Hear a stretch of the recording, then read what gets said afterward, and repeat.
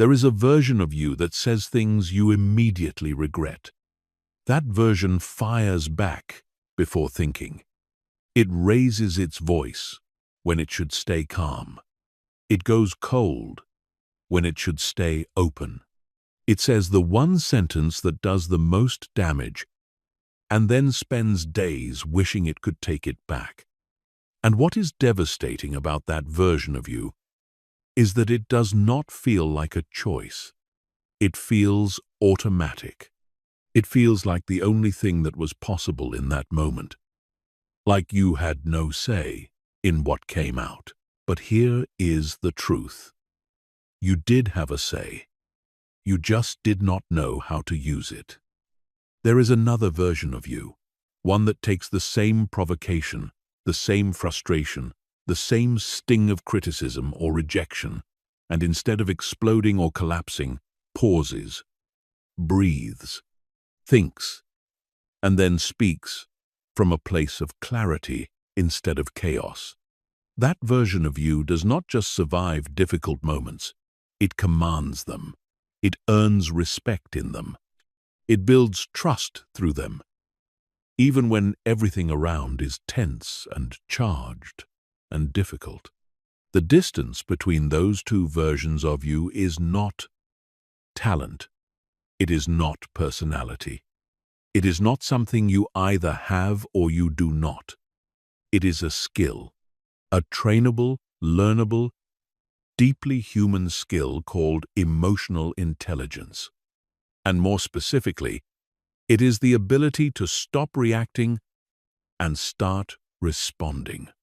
This is what you are about to learn. Not the surface-level version. Not the feel-good advice that tells you to just breathe and count to 10. What you are going to learn here is the full psychology of what happens inside you when emotion surges, why your brain does what it does, where your triggers actually come from, and exactly how to build the internal architecture that allows you to show up as the version of yourself you actually want to be. In every situation, with every person, even the most difficult ones. This is not a short journey, but it is the most important one you will ever take. Chapter 1. The two versions of you. Every single person alive is carrying two versions of themselves into every room they walk into. Every conversation, every disagreement, every high-stakes moment, every quiet tension that simmers beneath the surface of an ordinary Tuesday afternoon. The first version is reactive. It operates from the gut. It moves at the speed of emotion. When something feels threatening, it strikes. When something feels painful, it retreats. When something feels overwhelming, it shuts down.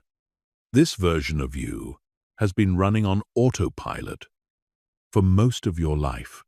It learned its patterns early, before you were old enough to choose them, and it has been executing them ever since with remarkable consistency. It does not stop to ask whether its response is helpful. It does not consider consequences. It does not think about the relationship, the context, or what you actually want from the situation. It simply reacts. And then it hands you the aftermath to clean up. The second version is responsive. It also feels everything the first version feels. Do not mistake being emotionally intelligent for being emotionally flat. This version does not numb itself. It does not suppress. It does not pretend the anger is not there, or that the hurt is not real. What it does differently is it creates a gap. A small but supremely powerful gap between feeling the emotion and acting on it. In that gap lives everything. Clarity, choice, wisdom, the ability to say what you actually mean instead of what the emotion is demanding you say in the heat of the moment. The question is not which version exists inside you. Both do. The question is which one you have trained. Most people spend their entire lives not realizing that this is even a choice. They assume the reactive version is just who they are. They say things like, "I am an emotional person," or "I have a short temper," or "I just cannot help it when I get triggered." And they say these things not as excuses, but as genuine beliefs, as if they were born this way, and this is simply the fixed architecture of their inner world. But that belief is not just inaccurate. It is the single most limiting belief a person can carry about themselves.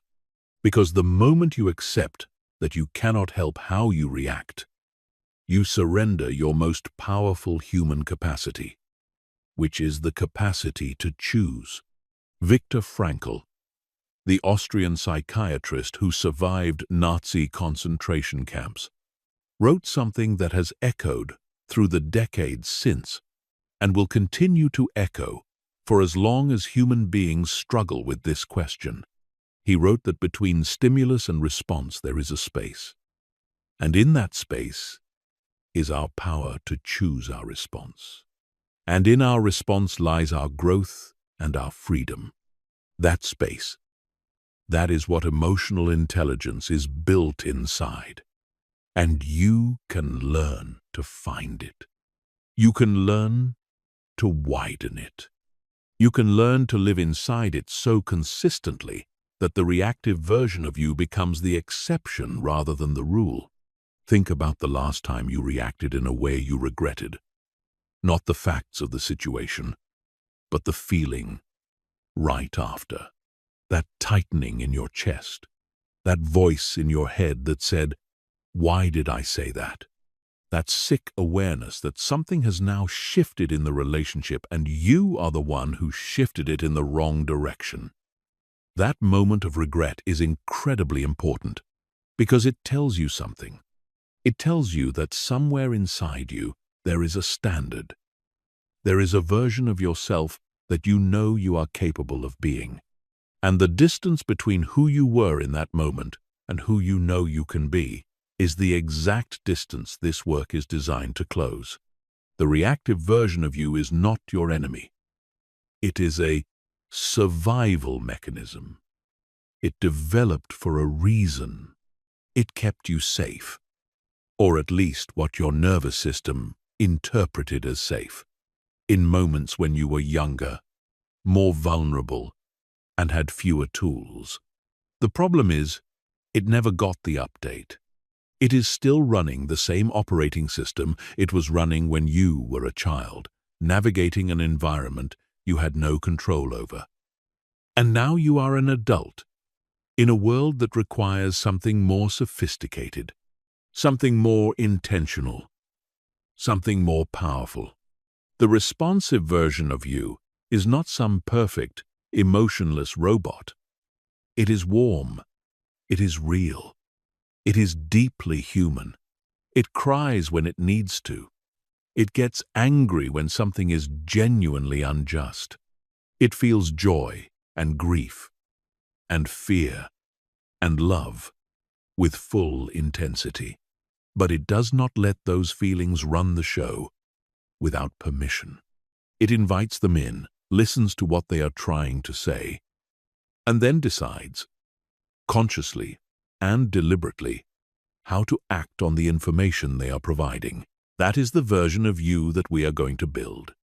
And we are going to build it from the ground up, starting with understanding exactly what is happening inside you when you react, and why it feels so impossible to stop. Chapter 2.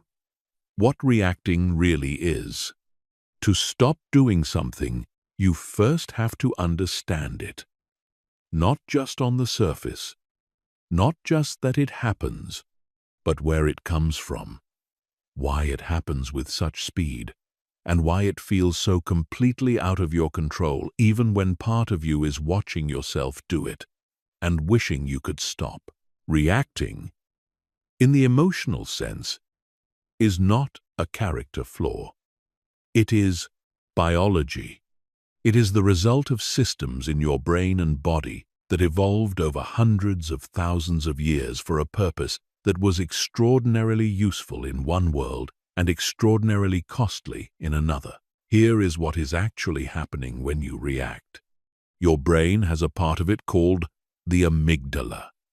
It sits deep in the center of your brain, in the region neuroscientists call the limbic system, and its entire job is to scan your environment for threat all day, every second. It never takes a break. It never clocks out.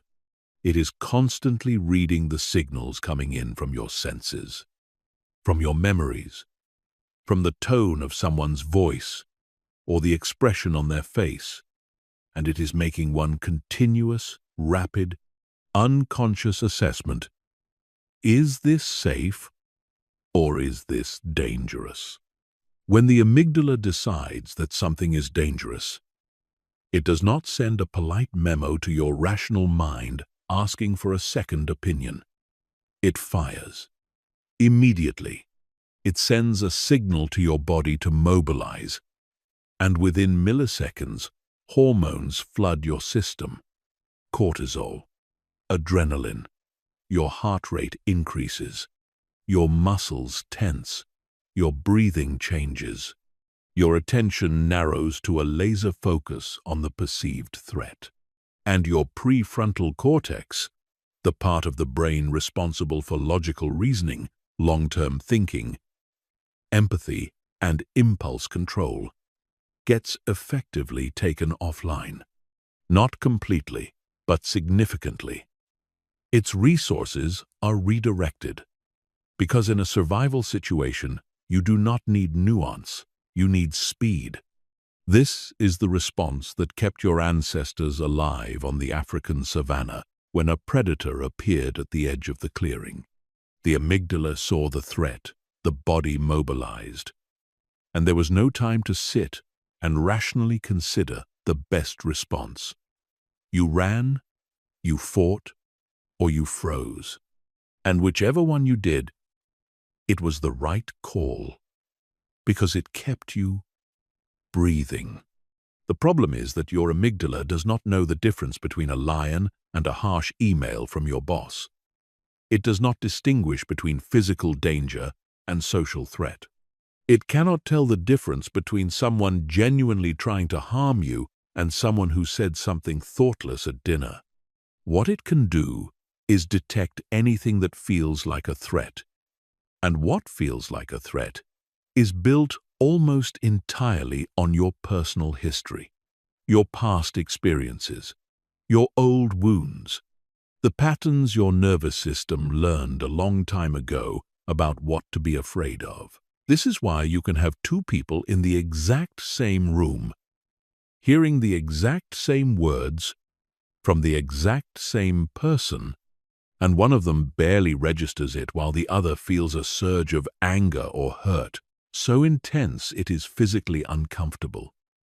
It is not because one of them is oversensitive and the other is healthy. It is because their amygdalas have been calibrated differently. The threats they were trained to detect are different, and the body's alarm system goes off accordingly. When psychologist Daniel Goleman wrote about this phenomenon, he called it the amygdala hijack. That phrase is perfect, because that is exactly what it feels like something has taken control of your body and your mouth before your mind had a chance to weigh in, like you are watching yourself react from the outside, aware that this is not quite right, but utterly unable to stop it in the moment. And this is the critical thing to understand about reacting. It is not a choice. Not in the moment, it is happening. When you have not built the tools to intervene, it is an automatic, conditioned, neurological response that has been reinforced over years and years of repetition. Every time you reacted in a certain way to a certain kind of trigger, you strengthened the neural pathway that produces that reaction. You made it faster and more efficient. You essentially trained your brain to react even more automatically the next time. This is not your fault, but it is your responsibility. Because here is what the science also tells us. The brain is plastic. It changes with experience. The neural pathways that produce reactive behavior were built through repetition, which means they can be rebuilt through different kinds of repetition. The amygdala can be trained to pause before firing when it is given the right signals consistently enough. The prefrontal cortex can be strengthened to stay online even in the presence of emotional intensity. The gap between stimulus and response can be widened, not by willpower alone, not by telling yourself to calm down in the middle of an emotional surge, which almost never works, but by building the internal architecture that creates a different default. That is what this entire process is designed to do. But before we build anything new, we have to go one layer deeper. Because understanding that reacting is biological is necessary, but it is not complete. Because not everyone reacts to the same things. The content of your reactions, what sets you off, how intensely, and in which direction, is not purely biological. It is deeply personal. It is shaped by your story. And to change it, you have to understand where it came from. Chapter 3. The neuroscience of the hijack. Let's go even further inside the brain. Because the more precisely you understand what is happening in there, the more power you have over it. Knowledge of the mechanism is one of the most powerful tools you have for changing the mechanism. Your brain has 3 broad layers, each representing a different stage of evolutionary development. The outermost layer, the neocortex, is the newest. It handles everything we associate with higher human thinking: language, planning, abstract reasoning, empathy, creativity, moral judgment. The prefrontal cortex, the part that sits just behind your forehead, is the crown jewel of this layer. It is what makes you distinctly human. It is what allows you to think about the future, to imagine how another person is feeling, to override an impulse for a greater long-term gain. Beneath the neocortex is the limbic system. This is older, much older. It handles emotion, memory, and motivation. The amygdala lives here. So does the hippocampus, which is responsible for forming and storing long-term memories. These 2 structures, the amygdala and the hippocampus, work together constantly, often below the level of your conscious awareness, tagging experiences with emotional significance and storing them for future reference. When something happens to you that carries strong emotion, the amygdala marks it. It says, "Remember this," and the hippocampus files it away. Later, when something in your environment resembles that past experience, the amygdala recognizes the pattern and responds accordingly, often before you even consciously register what you are responding to. This is why you can walk into a room that smells like your childhood home and feel a wave of emotion before you can even identify what you are feeling. It is why the tone of a certain person's voice can make your whole body tense up before their words have even landed. It is why criticism in a particular form can hit you with an intensity that seems out of proportion to the actual words said. Your amygdala is not responding to what is happening now. It is responding to what it remembers. It is pattern matching. It is saying, "This feels like that thing from before, the one that hurt, the one that scared you, the one that was dangerous." And it fires. Here is what happens in the body when the amygdala fires. The hypothalamus receives the signal and immediately activates the sympathetic nervous system, the system responsible for your fight, flight, or freeze response. Adrenaline is released. Your heart pumps harder, pushing more blood to your muscles. Your pupils dilate. Your digestion slows. Your palms may sweat. Your jaw may tighten. Your breathing becomes shallow and fast. Every single one of these changes is designed to prepare your body for action, for physical action, for running or fighting or becoming as still as possible. The problem is that none of these physiological changes are helpful when the threat is not physical, when the threat is a conversation you are having at the kitchen table, or a message you just received on your phone, or a meeting at work where someone challenged something you said. Your body is preparing for a fight that cannot be won with speed and muscle. And the resources that have been diverted away from your prefrontal cortex, those are exactly the resources you need for the kind of response the situation actually requires. The ability to listen, to empathize, to think about what you actually want to say, to consider the other person's perspective, to choose your words carefully. This is the hijack. Your most sophisticated mental equipment gets knocked offline at the exact moment you need it most. And what makes this even more complex is that the intensity of the hijack is not constant. It varies based on several factors. How depleted you already are plays an enormous role. When you are tired, hungry, stressed about something unrelated, or emotionally already stretched thin, your threshold drops dramatically. Things that would not bother you on a good day can send you into a full reactive spiral on a difficult one. This is why conversations that happen late at night or during high-stress periods almost always go worse than the same conversations would have gone at another time. It is not the subject of the conversation that changes. It is the state of your nervous system going into it. The content of what you perceive as threatening also matters. Some people have amygdalas that are particularly sensitive to rejection. Others are most reactive to criticism. Others to feeling controlled. Others to being ignored or dismissed. This sensitivity is not random. It was calibrated by your history, by the things that hurt you most when you were young and did not have the capacity to process them fully. And because they were not fully processed, they are still live, still capable of producing that same surge of threat response when the right trigger comes along, even decades later. There is also something called emotional flooding. When the amygdala fires and the body goes into fight or flight, the physiological changes that occur can become so intense that the ability to reason is not just impaired, but nearly absent.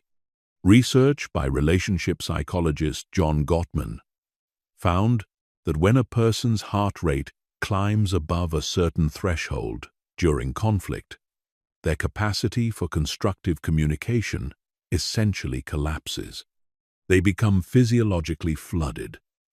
And in that state, no amount of trying harder or willing yourself to be calmer is going to work, because the body is running a program that is designed to override your voluntary control.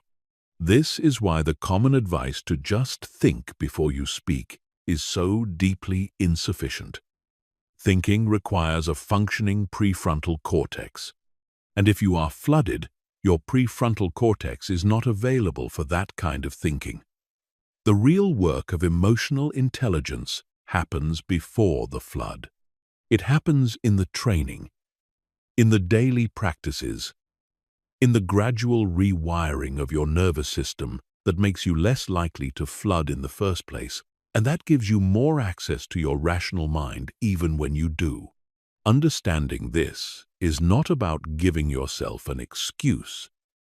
It is about understanding the actual terrain. Because you cannot navigate terrain you do not understand. and you cannot build tools for a problem you have misdiagnosed. The problem is not that you are weak or undisciplined or emotionally immature. The problem is that your nervous system was trained in one kind of environment and is now operating in another. And it needs to be updated, not by force, by intelligence. Chapter 4. What responding actually means. Now we come to the other side of the equation. Because if reacting is the automatic, the hijacked, the conditioned, then responding is something else entirely. And it is important to be precise about what responding actually is, because it is frequently misunderstood in ways that make people think it is either unattainable or frankly undesirable. Responding is not staying calm at all costs. It is not suppressing what you feel so that you appear composed.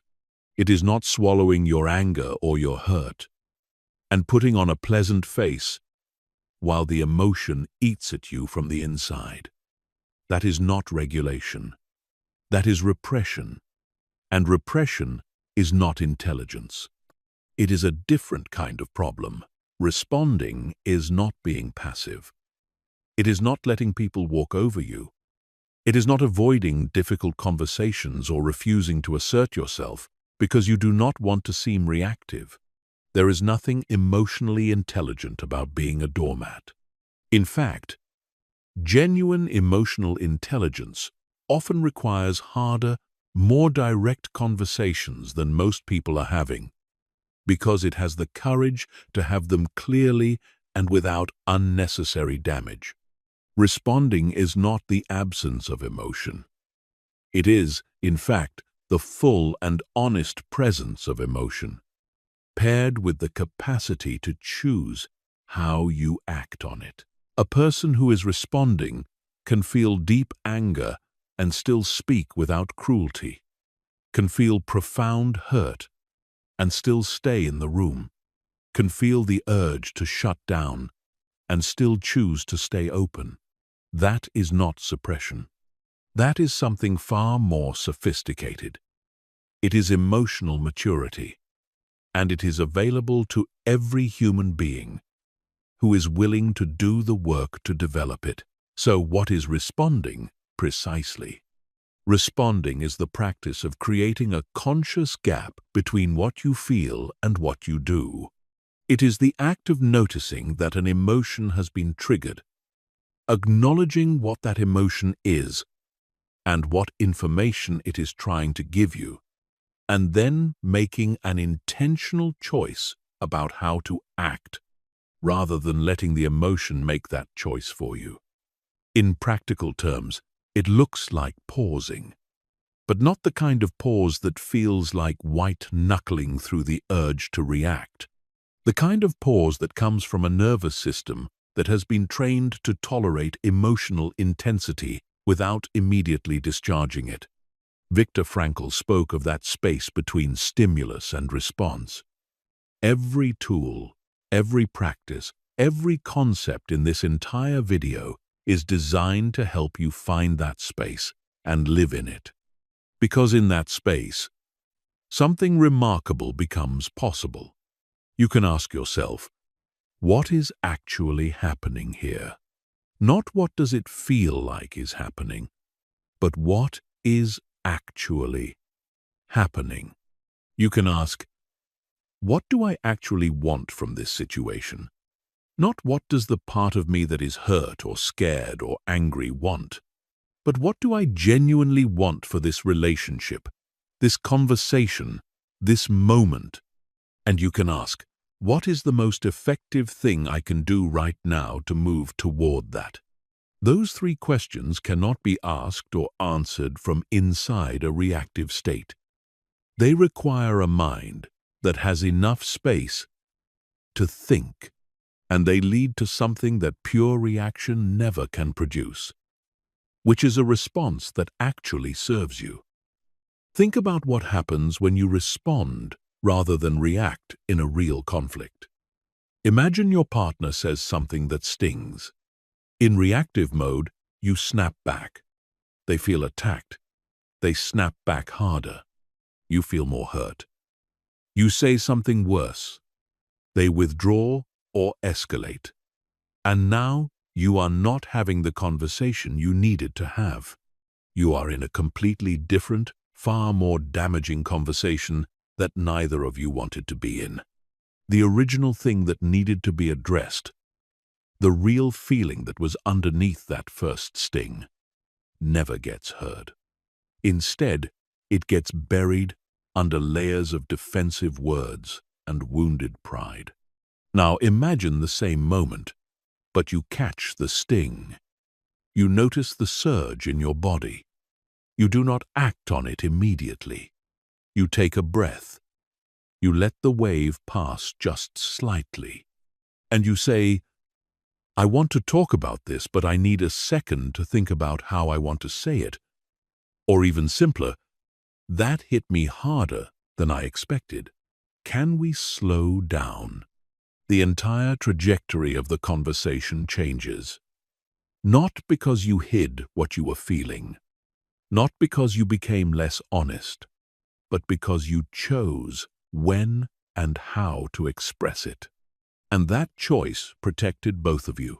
This is what responding makes possible.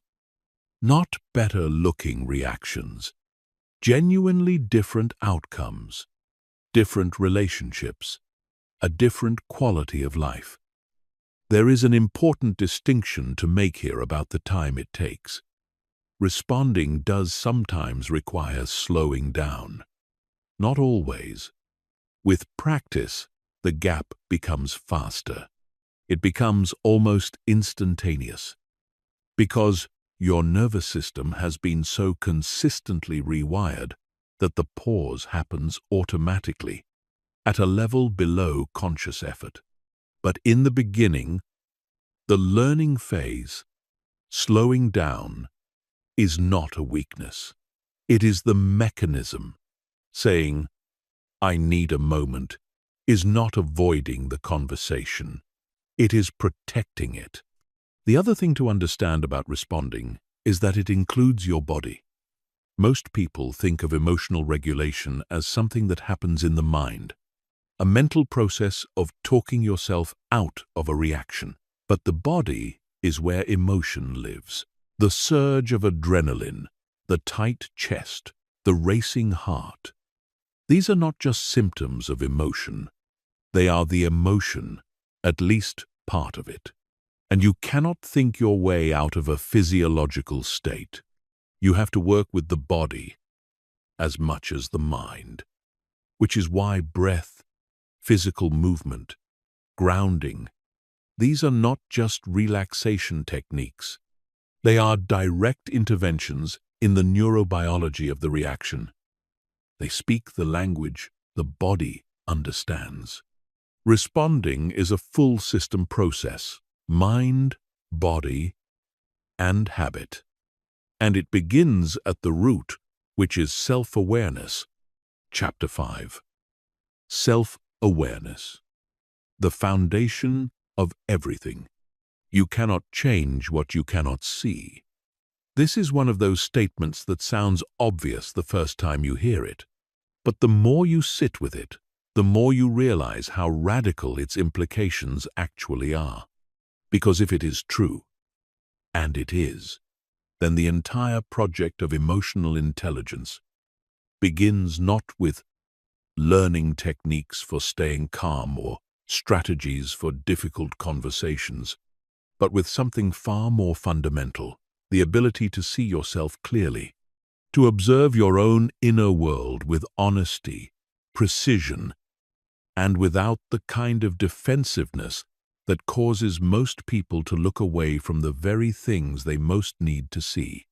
Self-awareness, in the context of emotional intelligence, means knowing what you are feeling, when you are feeling it, understanding why those feelings arise, recognizing how they are influencing your behavior, and seeing the patterns that repeat across your emotional life.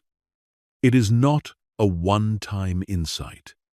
It is an ongoing practice, a continuous conversation between you and your inner world that deepens the more consistently you show up for it. Most people have a far lower level of emotional self-awareness than they realize. This is not a criticism. It is a feature of the way most of us grew up. In most households, in most schools, in most cultural environments, emotions are not something we are taught to examine. They are something we are taught to manage in the most surface-level sense of the word. We are taught to control ourselves, meaning do not cry in public, do not show anger, do not be too sensitive. But we are almost never taught to understand ourselves, to trace an emotion back to its source, to ask why this and why now, to notice the difference between what an emotion feels like and what it actually is.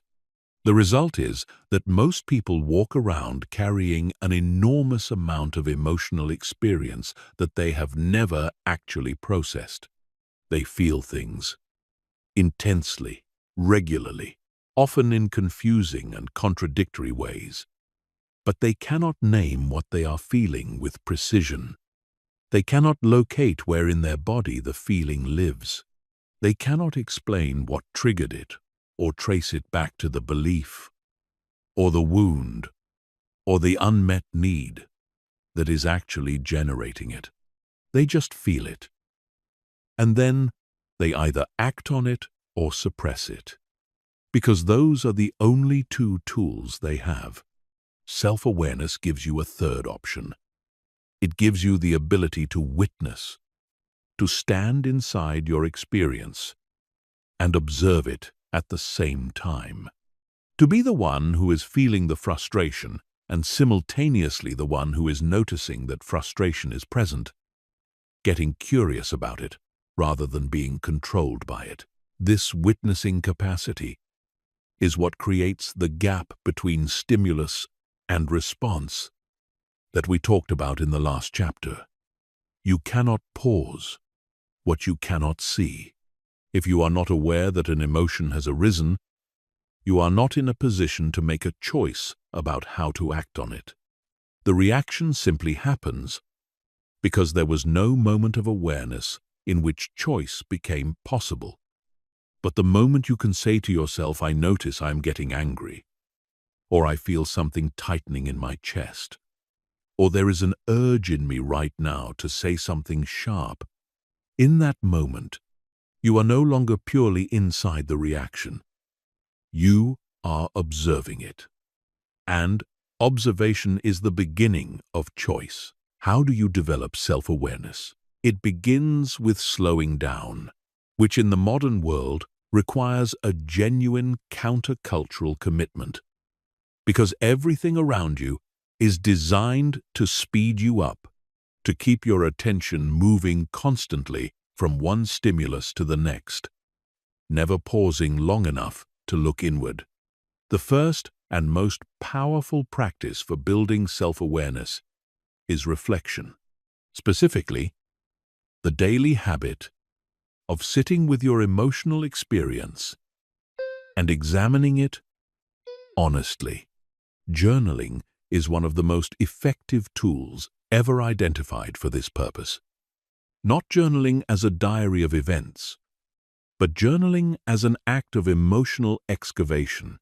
At the end of a day, or at any moment when something has stirred inside you, you write. Not necessarily in polished sentences, just an honest account of what you felt, when you felt it, what triggered it, and what that trigger might be pointing to. Over time, patterns emerge. You start to notice that certain kinds of comments consistently produce a certain reaction, that certain environments deplete your emotional reserves in specific ways, that your most reactive moments tend to cluster around particular themes, particular fears, particular old stories about yourself that have never been fully examined. Those patterns are gold, because once you can see a pattern, you can work with it, you can anticipate it, You can put structures in place that help you navigate it more skillfully, and eventually you can trace it back to where it started. And doing that is when the real transformation becomes possible. Mindfulness is another extraordinarily powerful tool for self-awareness.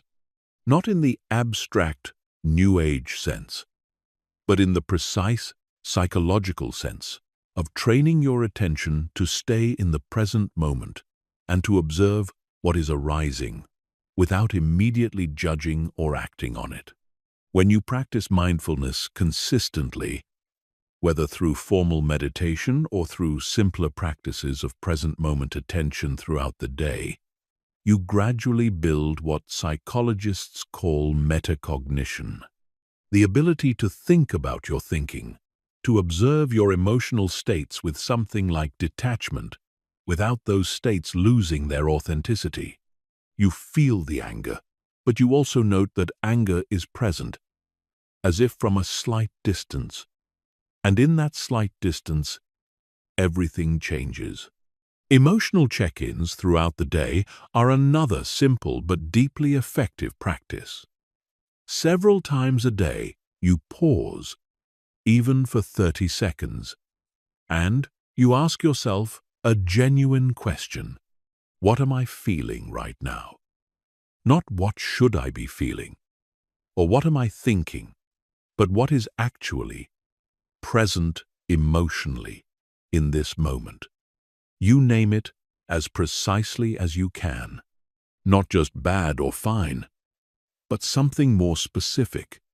Am I anxious, frustrated, tired, resentful, lonely, excited? The act of naming an emotion with precision does something neurologically remarkable. Research has found that when you accurately label an emotion, activity in the amygdala actually decreases. The act of naming a feeling with words engages the prefrontal cortex and reduces the intensity of the emotional surge. You literally calm your brain by naming what you feel. This is called affect labeling, and it is not a soft skill. It is a neurobiological intervention. It is one of the most accessible tools you have for beginning to regulate yourself in real time. But it only works if your self-awareness is developed enough to actually identify what you are feeling in the first place. Beyond the practices, self-awareness also requires something less concrete and more uncomfortable, which is the willingness to receive honest feedback from the people in your life. Because there are things about how you come across, about the patterns in your behavior, about the ways your emotional reactions land on others, that you simply cannot see from the inside. You have blind spots. Every human being does. And those blind spots are often exactly the places where your reactive patterns cause the most damage, precisely because you cannot see them happening.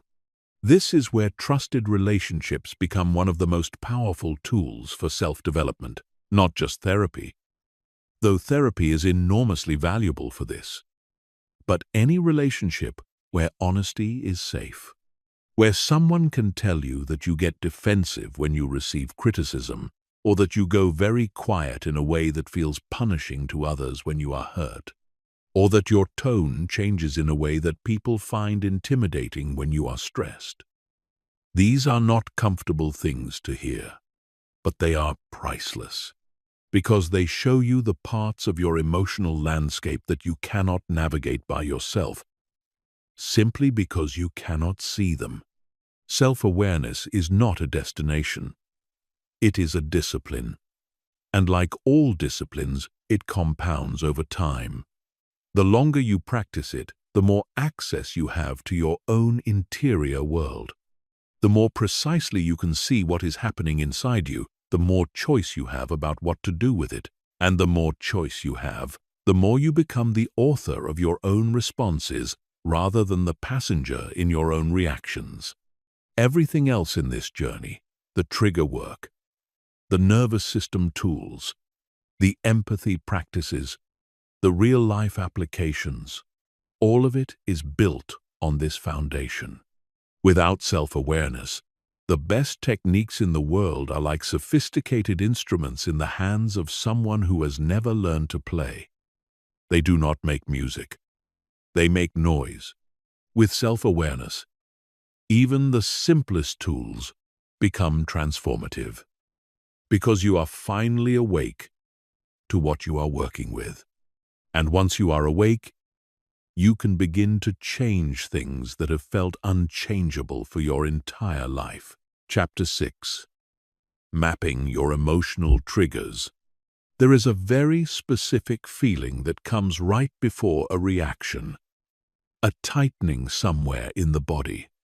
A heat that rises. A sudden narrowing of attention, as if the rest of the world has gone slightly out of focus, and the one thing in front of you has become very loud, very present, very sharp. Most people, when they feel that feeling, go straight through it and into the reaction without ever stopping to ask what just happened, without ever getting curious about the split second before the explosion or the withdrawal or the cold silence. But that split second is where everything important lives, and learning to slow it down, to examine it, to map it with precision, is one of the most transformative practices available to any human being serious about emotional intelligence. A trigger is not the thing that made you react. That is a common misunderstanding, and it costs people enormously because it keeps them focused on the wrong problem. The person who said the cutting thing, the situation that felt unfair, the comment that landed like an accusation. None of these are the trigger. They are the stimulus. The trigger is what lives inside you. The wound or the fear or the unmet need or the old story that was touched by that stimulus. The outside event is just the key. The trigger is the lock, and the lock was installed long before today. Think about the kinds of things that reliably set you off. Not everything bothers you equally.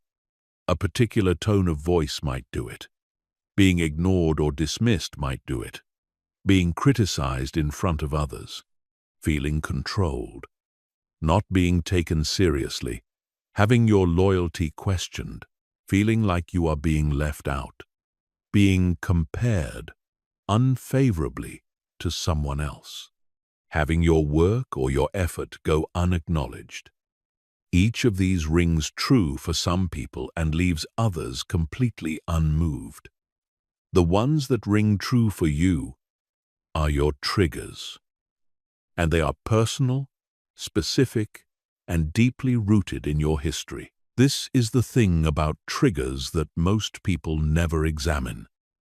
They did not appear out of nowhere. They were created. At some point in your past, usually in your early years when you were most vulnerable and least equipped to process difficult experiences, something happened that your nervous system registered as dangerous. Not necessarily physically dangerous, emotionally dangerous. And your brain, doing exactly what it was designed to do, filed that experience away with a flag on it, a warning.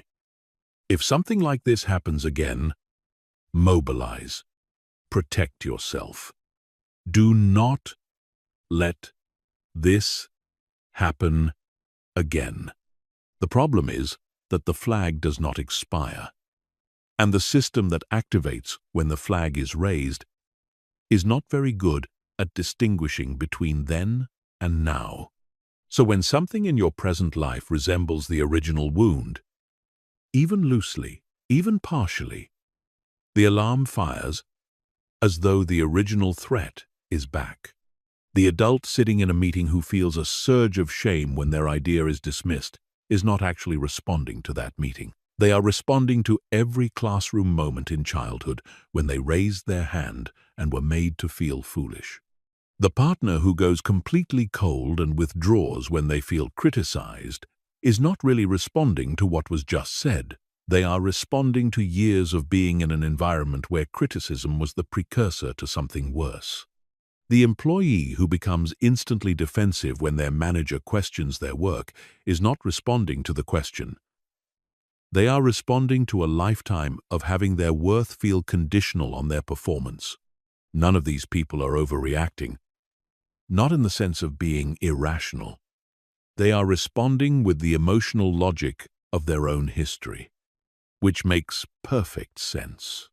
But it is causing them enormous damage in the present, because the people around them are not the people from their past. The situations are not the same, and the reactions that feel self-protective are, in fact, self-limiting. Mapping your triggers means doing the work of going back. Not in a way that requires years of therapy, though therapy is invaluable for this, but in a way that requires honesty and willingness to sit with uncomfortable questions. The next time you react strongly to something, after the moment has passed, and you are in a calmer state, you ask yourself a sequence of questions. What was the feeling that arose? And where did I feel it in my body? What story did my mind immediately tell me about what was happening? What did that story remind me of? When have I felt this particular flavor of hurt or threat or anger before? How far back does it go? That last question is often the most revealing. Because when you trace a strong emotional reaction all the way back to its origin, something important shifts. You begin to see the trigger not as evidence of a flaw in your character, but as evidence of an experience you had, something that happened to you, something that shaped you in ways you did not choose. And that shift, from shame about your reactions to curiosity about their origins, is one of the most liberating shifts possible in the entire journey of emotional development. Once you have mapped a trigger, you have something you did not have before: anticipation. You know that certain kinds of interactions are going to activate this part of you. You know that when you walk into a particular kind of conversation, or when you are with a particular kind of person, or when you are in a certain kind of situation, the alarm is likely to fire. And knowing that in advance means you can prepare, you can set an intention, you can put structures in place. You can remind yourself, before you even enter the situation, that what you are about to feel is not a verdict on what is happening right now. It is information about what happened then. This does not make the feeling disappear. Triggers, once they are formed, tend to stay sensitive for a long time, even with significant work. But the goal is not to eliminate the feeling. The goal is to build enough awareness around it that when it fires, you can say, there it is, rather than simply becoming it. That tiny bit of distance, that almost imperceptibly small gap between the feeling and the identification of the feeling, is all you need to make a different choice than the one you made before. And over time, with that practice repeated again and again, the reaction begins to lose its automaticity. It becomes something you can see coming, something you can work with, something you own, rather than something that owns you. Chapter 7. The Biology of Calm. Your nervous system is on your side. Here is something that most people never understand about the human nervous system. It is not just a system for generating stress. It is also a system for generating calm. In fact, your body has a built-in mechanism, a physiological counterbalance to the fight or flight response, and it is just as powerful as the stress response, though almost nobody knows how to use it deliberately. When you learn to activate it, you gain access to a tool for emotional regulation that is more immediate, more reliable, and more biologically profound than any mental technique ever devised. The nervous system is divided into two major branches: the sympathetic nervous system and the parasympathetic nervous system. You have already learned what the sympathetic system does. It is the accelerator. It powers up the body for action in the presence of perceived threat. Heart rate up, breathing fast and shallow, muscles tensed, digestion paused, attention narrowed. This is the system that fires during the amygdala hijack. This is what you feel when a conversation is going sideways and your body starts running a program designed for physical survival. The parasympathetic nervous system is the brake. When it activates, it does essentially the opposite. Heart rate slows, breathing deepens, and becomes more regular. Muscles begin to release their tension. Digestion resumes. The mind widens its focus. The prefrontal cortex, the part of the brain you need for clear thinking, empathy, and good decision-making, comes back online. The body shifts from a state of readiness for threat into a state of readiness for connection, for reflection, for the kind of nuanced, thoughtful engagement that emotionally difficult situations actually require. The parasympathetic system has another name that is worth knowing. It is sometimes called the rest and digest system, as opposed to the fight or flight system. And its primary activator is something you already do approximately 22,000 times a day without thinking about it. Breathing. This is not a metaphor. This is neuroscience. Your breath is the only function in your body that is both involuntary, meaning it happens automatically without your conscious control, and voluntary, meaning you can also choose to take over and direct it at any moment. And because your breathing is directly connected to your autonomic nervous system, the system that regulates your stress response, consciously changing your breath pattern sends an almost immediate signal to your brain that the threat has passed, that the body can downshift, that it is safe to bring the thinking mind back online. Specifically, it is the exhale that activates the parasympathetic response. When you make your exhale longer than your inhale, you directly stimulate the vagus nerve, which is the longest nerve in the human body and the primary communication channel of the parasympathetic nervous system. The vagus nerve runs from the brain stem all the way down through the heart, the lungs, and the gut, which is why emotional states have such powerful physical sensations associated with them. When the vagus nerve receives the signal from a slow, extended exhale, it transmits calm throughout the entire body, from the heart rate to the gut to the thinking mind, in a matter of seconds. This is why the instruction to take a deep breath before you respond is not just a polite platitude. It is a direct biological intervention. But the key is in the exhale, not just the inhale. Breathing in deeply but then exhaling just as quickly does not activate the parasympathetic system the same way. The pattern that research consistently shows to be most effective is an inhale for roughly 4 counts and an exhale for roughly 6 to 8 counts. That extended exhale is the physiological signal that everything is safe, that the body can stand down from its emergency state. Beyond breathing, there are other ways to activate the parasympathetic nervous system that are worth understanding, because they give you more tools for those moments when simply breathing is not enough. Physical movement is one of them. Not intense, adrenaline-generating exercise, but gentle, deliberate movement. A slow walk, rolling the shoulders, unclenching the hands, consciously releasing the jaw, shaking out the arms. All of these send signals to the nervous system that interrupt the freeze or fight response and begin to shift the body's state. Cold water on the face or the wrists is another rapid intervention.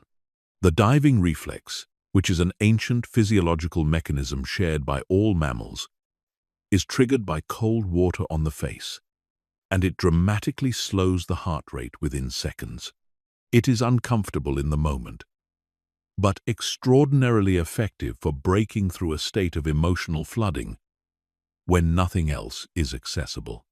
Grounding practices, which involve deliberately bringing your attention to the physical sensations of your body in the present moment, are another highly effective tool.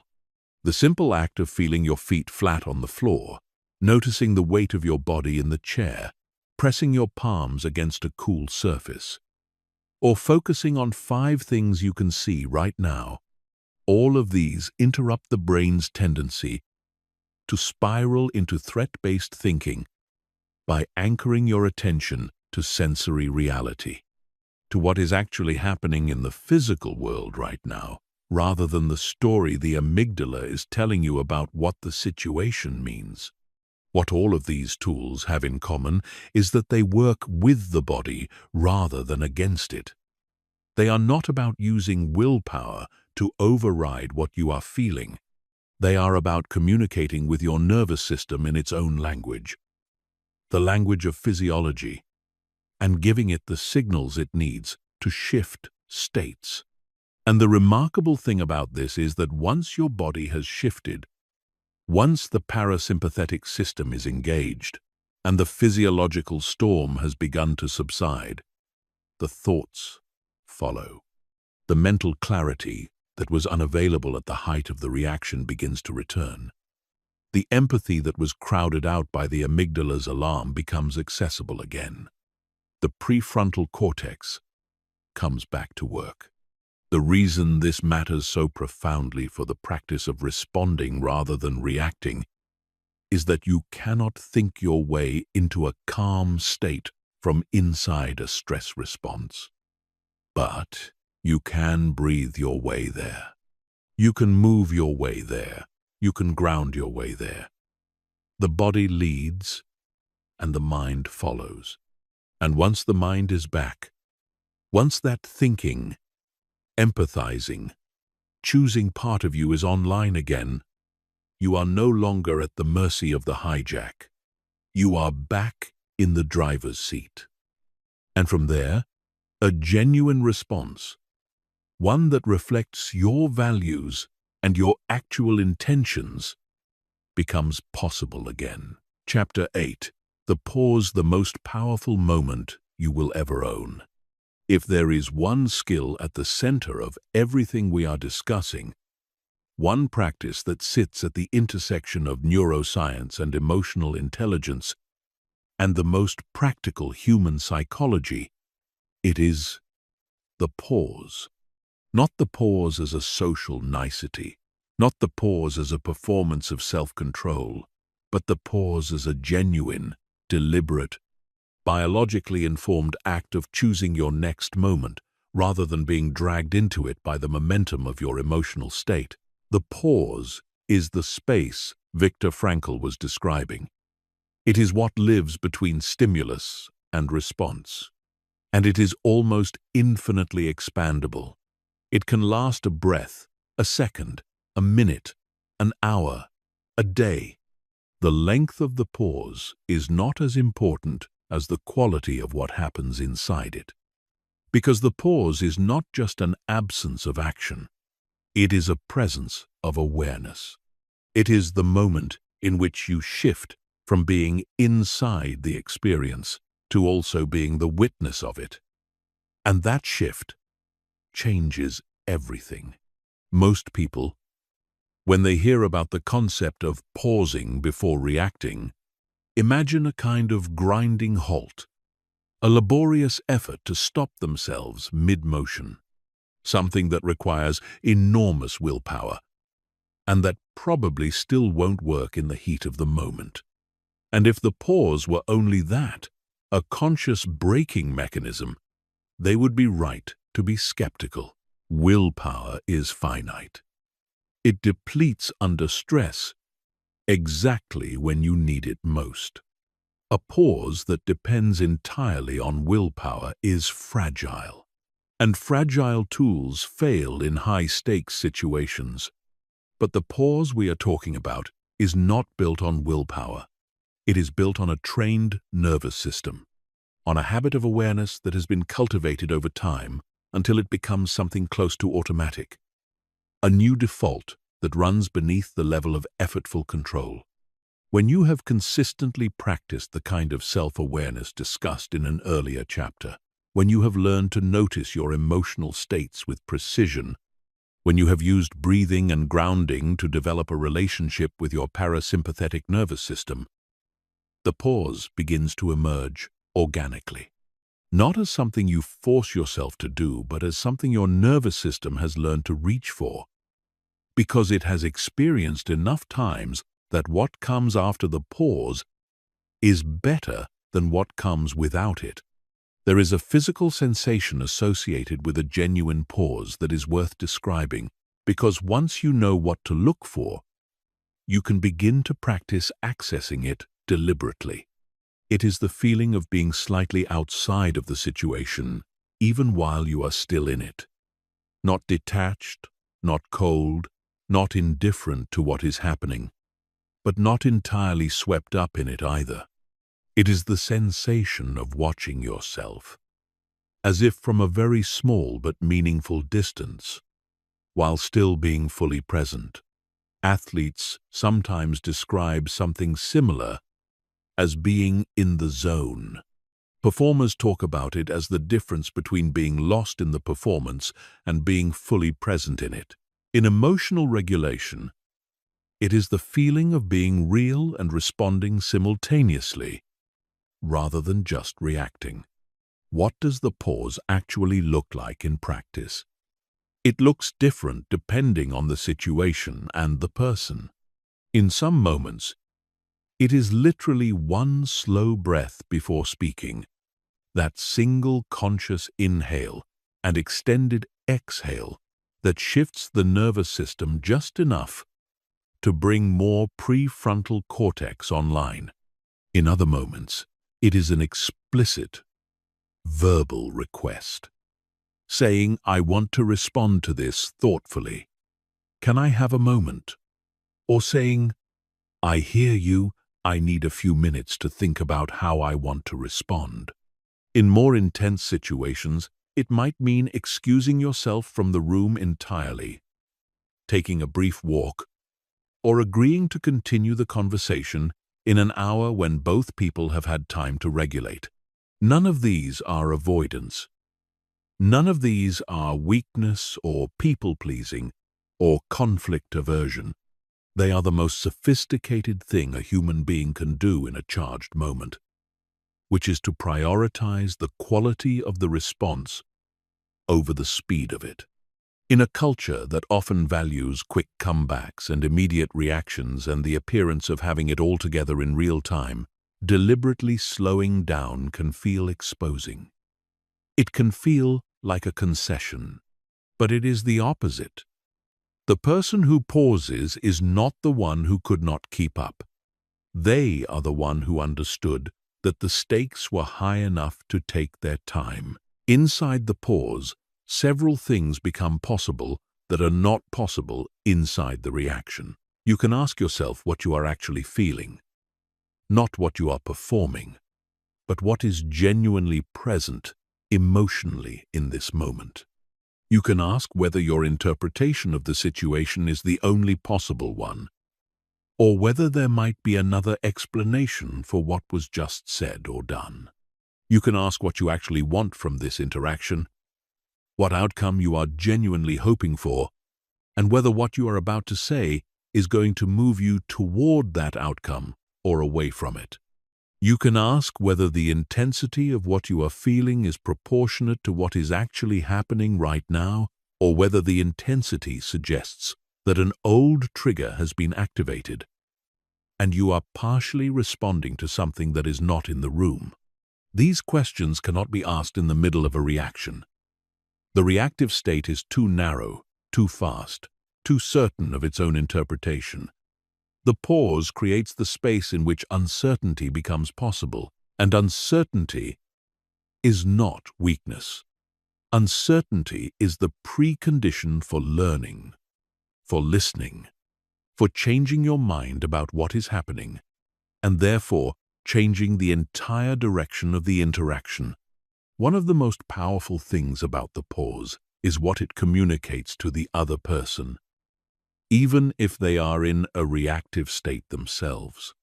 When one person in a conflict slows down, the nervous system of the other person is invited to slow down as well. This is not magic. It is neuroscience. Human beings are extraordinarily attuned to the physiological state of the people around them. We co-regulate each other's nervous systems constantly, often without realizing it. This is why being in the presence of a genuinely calm person when you are distressed tends to bring your own distress level down, even if they have not said a word. And it is why one person choosing the pause in a heated exchange is not just a personal act of self-regulation. It is a gift to the conversation itself. It changes the emotional temperature of the room, and it makes a better outcome possible for everyone in it. Chapter 9. Reframing. Changing what a situation means to you. Your emotions do not respond to reality. They respond to your interpretation of reality. This is one of the most important insights in all of psychology. And it is so fundamental to the experience of being human that it is worth saying again, very slowly. Your emotions do not respond to what is actually happening. They respond to the story your mind tells you about what is happening. And that story, that interpretation, is something you have far more influence over than most people ever realize. This is not to say that your feelings are not real. They are completely real. The pain is real. The anger is real.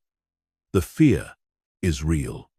But the content of those feelings, how intense they are, how long they last, what they are demanding you do in response, all of this is shaped in substantial part by the meaning you have assigned to the event that triggered them. Change the meaning, and the emotional response changes with it. Not always instantly, and not through a simple act of positive thinking, but through a genuine, honest, psychologically rigorous process of examining your interpretation and asking whether it is the only possible one. This process is called reframing, and it is one of the most well-researched, most clinically validated, most consistently effective tools in the entire landscape of emotional regulation and psychological well-being. It comes from cognitive psychology, from the work of Aaron Beck and Albert Ellis, from decades of research into how the stories we tell ourselves about events determine how we feel about those events and therefore how we behave in response to them. And it is not a soft tool. It is not positive thinking dressed up in academic language. It is a rigorous, honest, disciplined practice of examining the accuracy and the usefulness of your automatic interpretations. Here is how it works in practice. Something happens. Your boss asks to speak with you privately, and immediately a thought arises, automatic and fast. Barely even a thought, more like a flash of meaning. This is bad. I must have done something wrong. This is going to be criticism. And with that flash of meaning comes a wave of emotion, anxiety, dread, perhaps a surge of defensive anger. And all of that emotional content, the anxiety, The dread, the defensiveness, is not a response to your boss asking to speak with you. It is a response to the story you told yourself in the milliseconds after that happened. A story that you generated almost entirely from your own history, your own fears, your own past experiences of what it has meant when authority figures asked to speak with you. Now, is that story possible? Yes. Your boss might be about to criticize you. Is it the only possible explanation?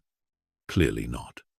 Your boss might be about to offer you new responsibility, might want your opinion on a decision, might want to give you good news, might need to discuss something completely unrelated to your performance. The number of possible explanations for the event is very large, and the anxiety-generating one is only one of them. But because your nervous system generated it first, because it felt like the most probable explanation based on your history and your emotional wiring, it dominated. And the emotion that followed it felt like a response to reality rather than what it actually was, which was a response to a story about reality. Reframing does not mean telling yourself it is all fine when you genuinely do not know. It does not mean manufacturing false optimism or dismissing the anxious interpretation entirely. It means widening the frame. It means asking what else might be true. It means consciously acknowledging that the meaning you assigned to the event is not the only possible meaning, and deliberately considering others, not to manipulate yourself into a better mood, but to arrive at a more accurate and therefore more useful understanding of what is actually happening. This practice has a specific and powerful application in conflict. When someone says something that stings, the automatic interpretation is almost always something personal. They are attacking me. They do not respect me. They think I am not good enough. They are trying to control me. And those interpretations, even when they feel absolutely certain, are often incomplete or skewed, or at minimum, only one of several possible readings of what was said. The person who criticized your idea might be anxious about a deadline, not contemptuous of your ability. The partner who went quiet might be overwhelmed, not punishing you.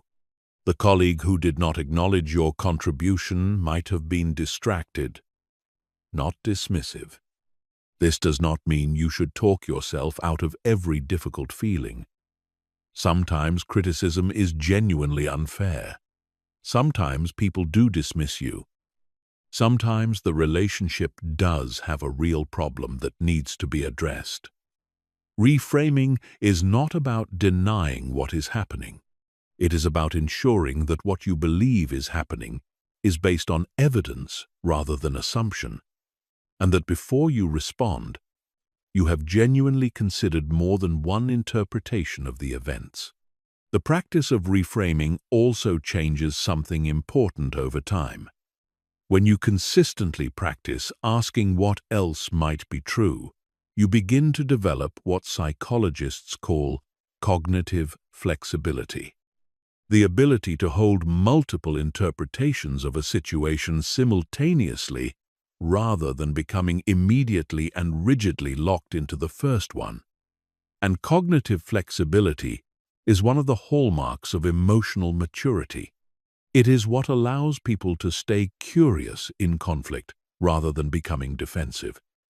To listen even when they disagree. To say, I might be missing something here, even when everything in them is certain they are not. And it is what allows relationships to grow rather than getting permanently stuck in the rigid grooves of reactive patterns. One of the most powerful reframes available in any emotionally charged situation is this one.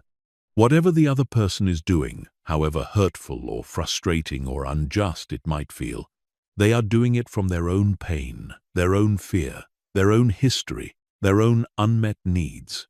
This does not excuse harmful behavior. Not at all. But it places the behavior in a human context. And when you can see another person's difficult behavior as an expression of their own inner struggle rather than purely as an attack on you, the emotional charge shifts. You move from a posture of defense to a posture of, if not sympathy, at least understanding. And from understanding, a genuine response is far more possible than from defense. Chapter 10. Empathy as a regulation tool. There is a connection between empathy and emotional regulation that most people never make, because they think of these two things as entirely separate capacities. Empathy, in the common understanding, is about other people. It is the ability to understand and share the feelings of someone else. Regulation is about yourself. It is the ability to manage your own internal emotional states. And on the surface, these do indeed seem to point in different directions. One outward, one inward, one about them, one about you.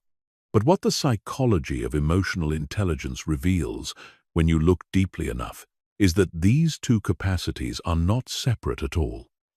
They are deeply, almost inseparably interconnected. And specifically, genuine empathy is one of the most powerful tools for self-regulation that exists, not despite being about other people, but because of it. Here is why this is true. When you are in a reactive emotional state, the primary characteristic of that state is that it is entirely self-centered, not in a morally negative sense, but in a literally physiological one. During an amygdala hijack, attention contracts. The field of awareness narrows dramatically to focus almost exclusively on your own experience, your own threat, your own hurt, your own anger, your own sense of injustice. The other person in the room, their experience, their feelings, their perspective, the context they might be coming from, all of this recedes. It becomes background noise at best, and at worst, it becomes fuel for the reaction. You see them not as a full human being with their own complicated interior world, but as the source of your discomfort. Empathy, practiced deliberately in that moment, does something that breathing alone cannot always do. It forces the expansion of your attention outward. It requires you to consider the other person as a person. And that act of consideration, that moment of genuinely asking, what might this person be feeling right now? What might be going on for them? What need might be driving what they are doing? Is not just compassionate, it is physiologically regulating. Because the moment your attention genuinely shifts from exclusively your own experience to include the experience of another human being, the amygdala's grip begins to loosen. The threat narrows. The nervous system registers that you are no longer in a pure survival situation, but in a relational one. And relational situations are ones the prefrontal cortex is designed for. This is part of why staying connected to another person's humanity during conflict is so powerful. It is not just ethically admirable. It is neurologically self-protective. Empathy comes in several forms, and understanding them all gives you more precision in how to use this capacity as a regulatory tool. Cognitive empathy is the ability to understand someone else's perspective intellectually, to take their viewpoint, to follow the logic of why they see the situation the way they do, even when you do not agree with it. This form of empathy does not require you to feel what they feel. It requires you to think clearly enough about their position to grasp it.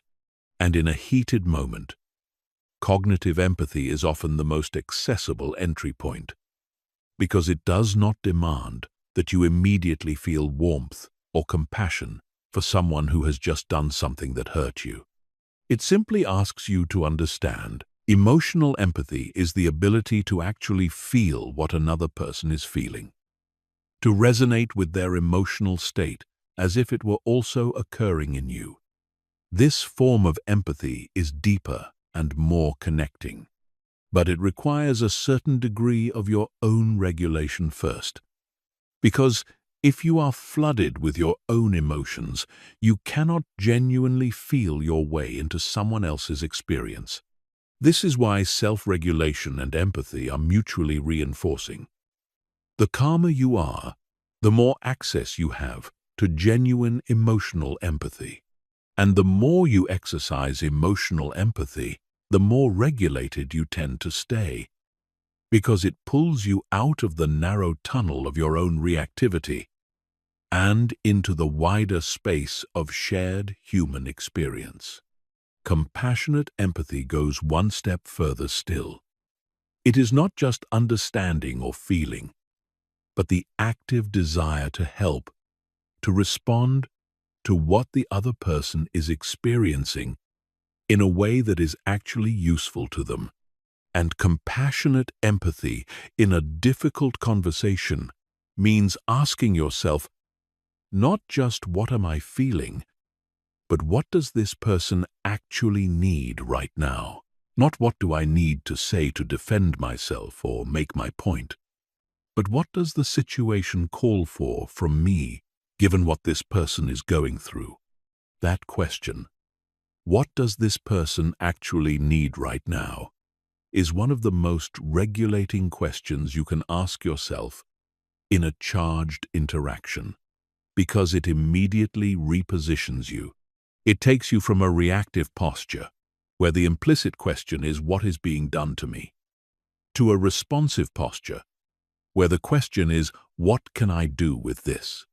It does not require you to abandon your own needs or to pretend the hurt is not there. It simply creates enough space that you can be both aware of your own experience and aware of the other person's simultaneously. And that dual awareness is, in itself, a profound act of emotional regulation. One of the most important things to understand about empathy as a regulatory tool is that it is not passive. It is not simply listening without responding. It is an active, deliberate orientation toward another person's inner world. And, like all skills, it develops with practice. The more consistently you practice taking another person's perspective before you respond, the more naturally it begins to occur. The more often you ask, what might they be feeling? The faster that question arises automatically, even in moments of conflict. And the more access you have to that question in those moments, the less reactive you tend to be. Because the other person becomes real to you in a way that makes it genuinely harder to simply discharge your emotion in their direction. Empathy also does something to the dynamic of a conversation that nothing else quite replicates. When someone feels genuinely understood, their own nervous system tends to de-escalate. Not always immediately, not in every situation, but as a general pattern, being met with genuine empathy softens people. It reduces the threat their system perceives. It signals safety. And safety is the precondition for the kind of honest, meaningful, productive conversation that both people in a conflict actually want, even if the reactive versions of them are currently making that seem impossible. The person who can regulate themselves through empathy, who can stay curious about another person's experience even when they are hurting, who can ask what might be going on for you, rather than defaulting immediately to what you did to me, that person has access to a quality of relationship that most people only glimpse occasionally. A quality of depth and trust and mutual understanding that is built precisely in the difficult moments, not despite them. And the capacity to create that, to be that kind of presence for another human being, even when you yourself are in the middle of something difficult, is perhaps the highest expression of what emotional intelligence can become. Chapter 11.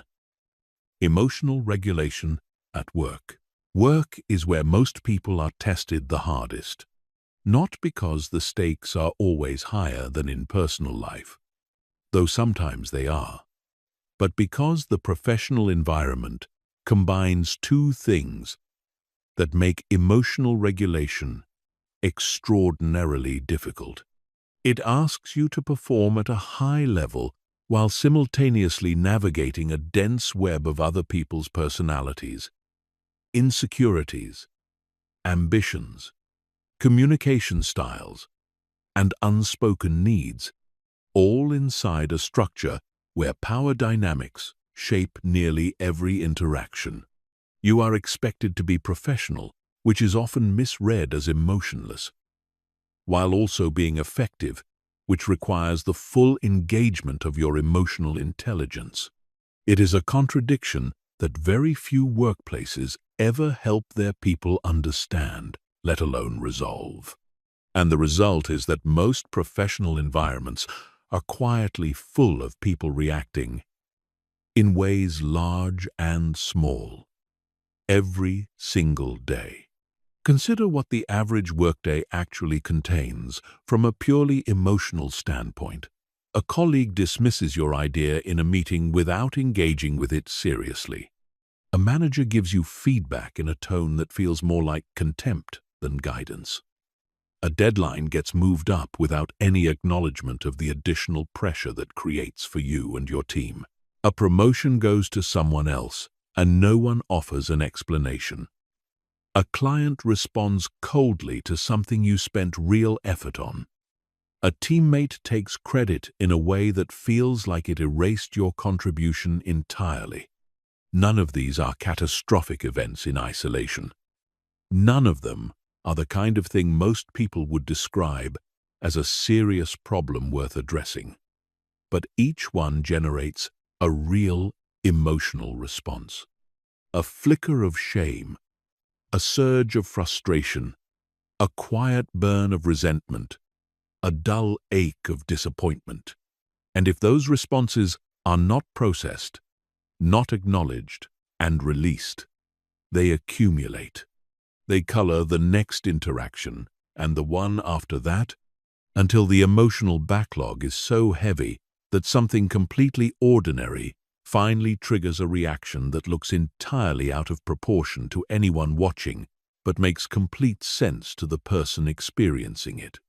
Emotional regulation at work begins with understanding that this accumulation is the real enemy, not any single difficult moment, but the pattern of unprocessed emotional responses that builds up over time and steadily narrows your capacity for clear thinking, genuine empathy, and effective communication.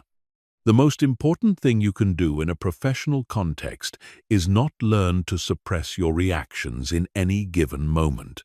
It is to develop practices that process what you feel consistently enough that you never carry more than the present moment requires. Consider the challenge of receiving criticism at work. Few things trigger the reactive state faster in a professional setting, because criticism in the workplace does not only carry the surface-level message about the quality of the work itself, it carries deeper implications, consciously or not, about your competence, your value, and your belonging in that organization. When a manager says your analysis missed the key point, the amygdala can hear something far more threatening than feedback about a document. It can hear, "You are not adequate for this role," or "You do not belong here." That misread is what produces the defensive response, the impulse to justify, to explain, to push back, to prove that the criticism is wrong, even when some part of you knows there is real truth in it. The regulated response to criticism is not easy, but it is simple in its structure. It requires catching the surge of defensiveness before it becomes a verbal response. taking the physical breath that interrupts the stress cascade, and then making a deliberate shift in how you are framing the moment. The manager is not saying you are worthless. They are saying the analysis has a gap. Those are entirely different statements. And in a calm state, you know that clearly. But in the reactive state, the amygdala collapses the distance between them and you. Respond as though you have been personally attacked, even when you have simply been given information that could make your work better. A genuinely regulated response to professional criticism sounds something like this. It pauses. It listens until the other person has fully finished speaking. It does not interrupt to defend or to explain. It asks a clarifying question if needed, not to challenge but to genuinely understand what the other person is pointing to. And then it says something that acknowledges the feedback without self-erasure. Something like, "That is helpful to know. Let me sit with that and come back to you." That response requires exactly the same three things every genuine response requires: the pause, the breath, the reframe. But the professional context adds a fourth element, which is the recognition that how you handle criticism in a visible moment determines how people see you in all the invisible ones that follow. Leaders are not people who never feel the sting of criticism. They are people who have learned not to make their sting everyone else's problem. The management of conflict between colleagues is another territory where emotional regulation separates the people who advance from those who stagnate. Workplace conflict almost always begins not as a conflict about the work itself, but as a conflict about feeling unheard, undervalued, disrespected, or dismissed. The content, the disagreement about the project direction or the process or the resource allocation, is always the surface. Underneath it is nearly always an emotional experience that one or both parties have not been able to articulate. And so, instead of talking about what they actually feel, they fight about what they think. And the fight about what they think almost never resolves the feeling underneath it, which is why workplace conflicts have a way of recurring in slightly different forms indefinitely, until the underlying emotional reality is finally addressed. The emotionally regulated person in a conflict with a colleague does something unusual and genuinely powerful. They get curious before they get adversarial. Instead of building their case and waiting for the other person to stop talking so they can deploy it, they actually listen. They try to understand what the other person is protecting, what need is underneath the position they are holding. Because every position in a conflict is a protection of a need. And once you can see the need, the position becomes far less of an obstacle. You are no longer arguing about two incompatible solutions. You are looking together for one solution that honors both sets of underlying needs. That conversation is incomparably more productive and far less destructive to the relationship and the broader working environment than the argument about who is right. There is also the question of emotional regulation under deadline pressure, which is its own particular kind of test, and one that most people in professional life encounter with painful regularity. When time is short and stakes are high, the nervous system treats the situation as an emergency. In evolutionary terms, urgency and danger are closely related. Cortisol rises. Thinking narrows. The temptation to push people too hard, to skip steps that matter, to communicate with a sharpness that would be unacceptable in a calmer moment. All of this intensifies. And in those moments, the most important thing a person with emotional intelligence can do is slow down slightly rather than speeding up. Take 30 seconds before sending the email that feels urgent. Take one full breath before speaking in the high-pressure meeting. Because the decisions and communications made in a reactive state under pressure are almost always the ones that require the most repair afterward. The apologies offered later, the clarifications needed, the trust rebuilt. All of that costs more time and more energy than the 30-second pause would have. The long-term rewards of emotional regulation in professional life are not small or abstract. They are concrete, visible, and compounding. People who regulate well are trusted more. Because trust is built fundamentally on predictability and safety. And a regulated person is both more predictable and safer to be around than a reactive one. They are given more responsibility. Because leaders who have to manage the emotional fallout of someone's reactivity quickly learn to route important work away from that person.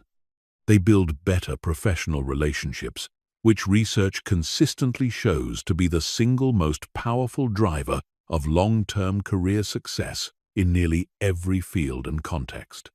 And perhaps most significantly, they create working environments around them that reflect their own emotional quality. A regulated manager creates a team that feels psychologically safe enough to take risks, admit mistakes without fear, and bring their best thinking to every challenge. And teams operating in that environment consistently produce better work, with less drama, more creativity, and more loyalty than teams operating under the weight of fear and reactive leadership. The investment in emotional regulation at work is not just personal development. It is an organizational force multiplier. And it starts with one person deciding to do it differently. Chapter 12. Emotional regulation in relationships. If the workplace tests your emotional regulation through the complexity of performance and hierarchy and professional stakes, intimate relationships test it through something both simpler and far deeper. They test it through the fundamental human vulnerability of being truly known by another person. Because in a close relationship, whether that is a romantic partnership, a deep friendship, or any bond where two people have let each other pass the social surface, the other person has access to your most sensitive places. They know where you are insecure. They know what you fear. They know the things you have never quite said out loud, but that are legible in your behavior if you look closely enough. They have seen you at your worst, not just in the ordinary, imperfect moments, but in the real ones. The ones that cost you something to be seen in. And because they carry all of that knowledge, their words and their actions land differently than anyone else's words and actions. They go deeper. They matter more. And when they hurt in a way that nothing from the outside world can quite replicate. This is why intimate relationships are simultaneously the arena where emotional regulation is most needed and the arena where it is hardest to maintain. The closer someone is to you, the more precisely their behavior can touch your deepest triggers. And the more activated your triggers are, the more you are responding not to the person in front of you, but to the accumulated weight of everything that person has ever said or done that felt like this moment, and everything from your earlier life that felt like this, and everything you are most afraid of feeling again. The reaction in a close relationship is rarely only about today. It is almost always also about yesterday and last month and 3 years ago and something that happened before the relationship even began. The most common pattern that destroys closeness in intimate relationships is not dramatic cruelty or obvious betrayal. It is the everyday accumulation of reactive exchanges that never get fully resolved and never fully dissipate. One partner says something thoughtless, The other reacts defensively. The first becomes defensive in return. Neither of them actually says what they meant. Neither of them actually hears what the other person needed.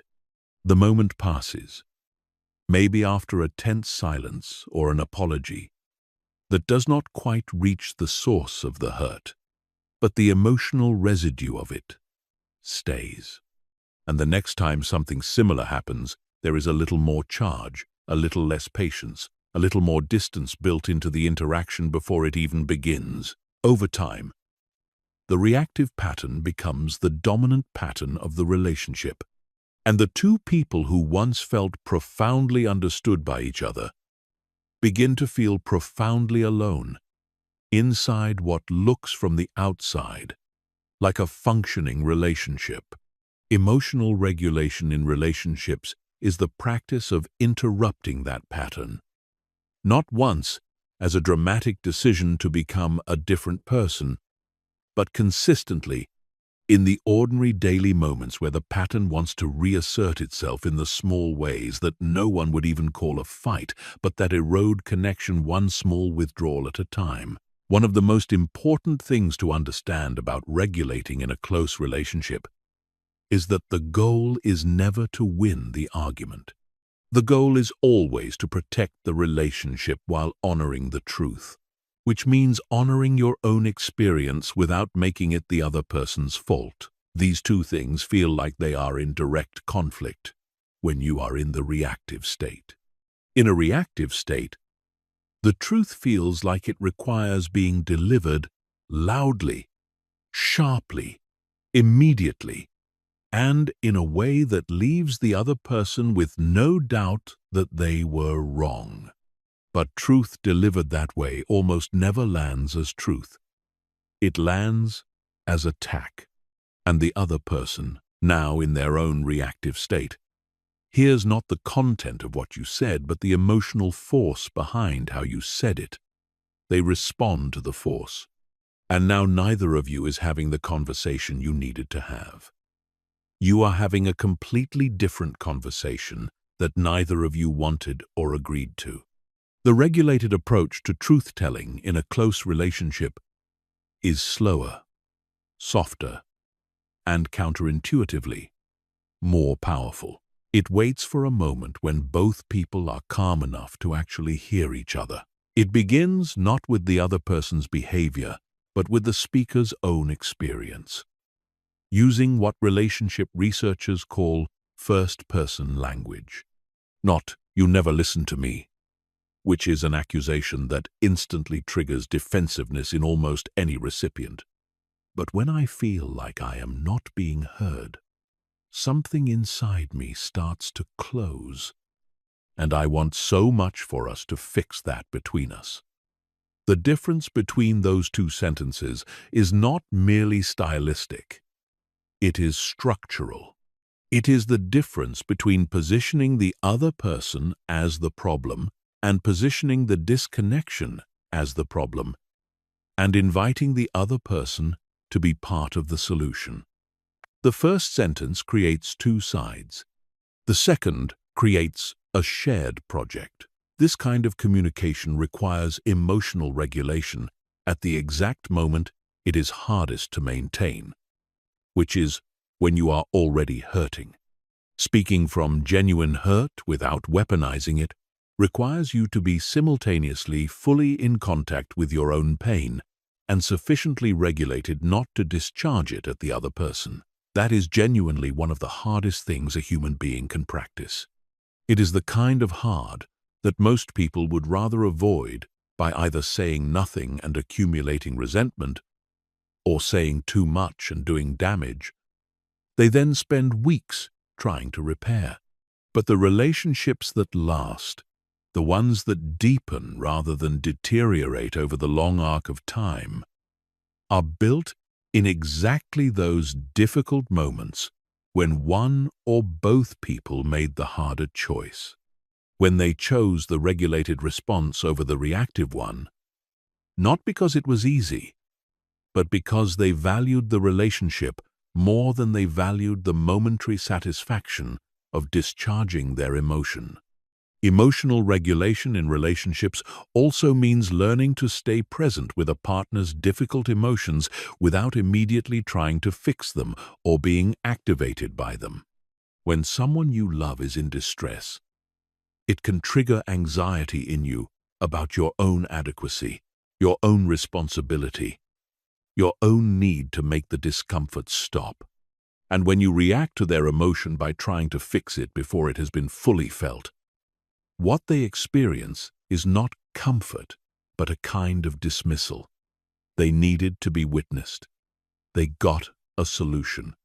Genuine emotional presence in a close relationship means being able to hold space for the other person's experience without either running from it or merging with it.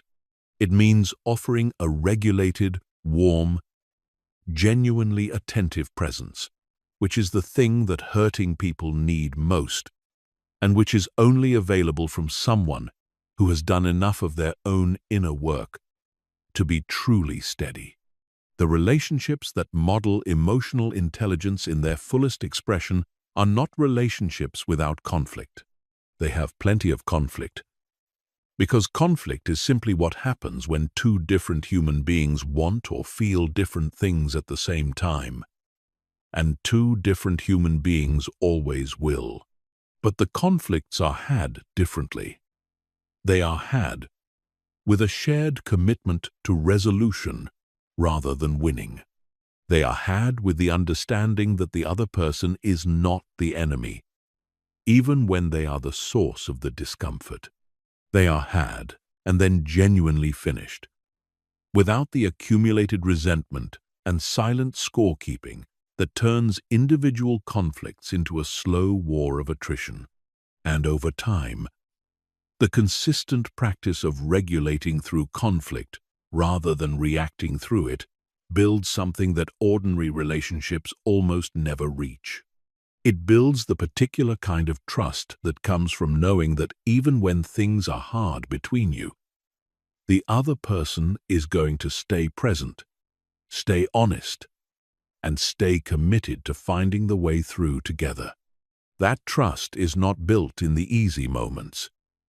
It is built entirely and only in the hard ones. Chapter 13. Emotional regulation with family. Family is its own category. It deserves its own chapter. Not because the principles of emotional regulation work differently here, but because the emotional terrain is different in ways that are profound and that matter enormously to how you actually apply everything you have learned. Family relationships carry a weight and a history that no other relationships carry. They are the original environment in which your emotional patterns were first formed. They are where your deepest triggers were created. They are where the neural pathways that still fire in your reactive moments were first laid down. And they are, for most people, the relationships where they are most likely to revert to their oldest, least developed version of themselves, regardless of how much genuine growth they may have achieved in every other area of their lives. You have probably experienced this. You spend months or years working on yourself. You develop your self-awareness. You practice the pause. You get meaningfully better at regulating in professional settings. You even start responding more skillfully in your intimate relationships. And then you go home for a family gathering. And within 20 minutes, you are somehow 14 years old again. The dynamic you thought you had outgrown reasserts itself with a force that feels almost physical. A parent makes a comment that should be easy to let pass. And instead, it hits like a dart aimed at something very specific inside you. A sibling says something familiar, something they have been saying in some form for your entire shared life, and you feel a surge of feeling that is completely disproportionate to the words themselves, but makes absolute emotional sense to the part of you that remembers every time those words or words like them arrived. You react in a way you thought you were past. And then you spend the drive home wondering what happened to all the work you thought you had done. and whether it means anything at all. What happened is simply that family triggers are the oldest triggers you carry. They were formed earliest, when you were most vulnerable, before you had any of the tools you now possess. They have the deepest and most well-established neural grooves in the entire architecture of your emotional patterns. They are the most consistent, the most well-rehearsed, the most automatic of any conditioned response in your life. And the family system itself has been running the same dynamic for decades in many cases. Every member has an assigned role, a set of expected behaviors, a familiar emotional script that was written long before any of you were consciously aware of it. The moment you walk back into the system pulls on you to play your part. Not out of malice, out of familiarity, out of the deeply human tendency to recreate what is known, even when what is known is limiting you and everyone else in the room. Emotional regulation within the family context requires something that does not come up in any other area of this work quite so pointedly, and that is grief. Because to genuinely change your patterns within your family, to stop playing the role you have always played and start showing up as the regulated, conscious, freely choosing adult you are becoming, you have to allow yourself to grieve something. You have to let go of the hope that the family will suddenly change to match your growth, or that the parent who was too critical will finally offer the unconditional validation you needed as a child, or that the sibling who always competed will suddenly become your most enthusiastic supporter, or that the old hurt will somehow retroactively be healed by a new conversation. These things may happen in limited forms. They rarely happen in the full way you might imagine them. And staying secretly attached to the hope that they will keeps you perpetually in the position of the child waiting for the parent to be different, rather than the adult, choosing how to show up, regardless of what the parent does. This acceptance is not defeat. It is not resignation. It is liberation in the truest sense of the word. Because the moment you stop waiting for the family to become something different before you can feel okay in their presence, the moment you stop reacting from the wound of what they are not, you free yourself to respond from who you actually are. You can be in the room with the critical parent without requiring them to change their approach before you are allowed to feel grounded. You can hear the familiar comment from the sibling without it pulling you back into the old competition or the old shame. Not because it no longer stings, but because you have developed enough internal steadiness that the sting is information rather than instruction. You can feel it, acknowledge it honestly and internally, and still choose a response that reflects your actual values rather than your oldest and least sophisticated wound. The specific techniques for regulating in family settings draw on everything from the earlier chapters, but they require a few particular emphases given the unique power of this terrain. First, preparation matters more here than anywhere else. Before a family gathering or a difficult conversation with a family member, you spend time setting a genuine intention about how you want to show up. You remind yourself, concretely, of the person you are working to become, not the person you default to becoming. When the old patterns activate, you identify which triggers are likely to appear because you know your family's patterns by now, and you prepare yourself to see them coming rather than being blindsided by them.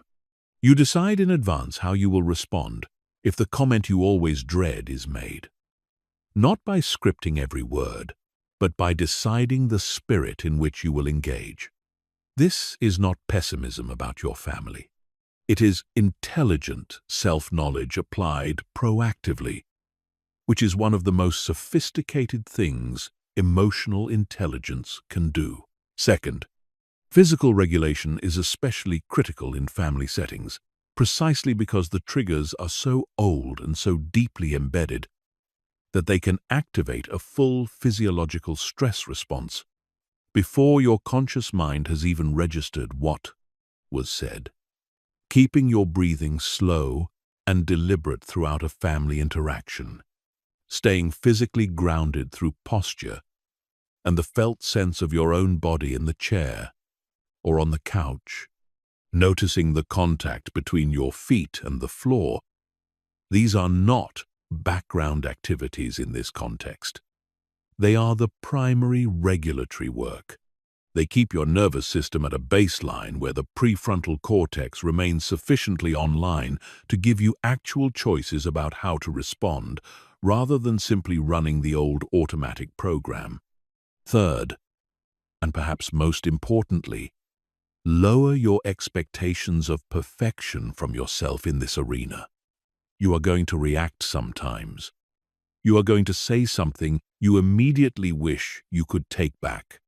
You are going to feel the old pull of the old role and go with it, at least partially, especially in the beginning of this work.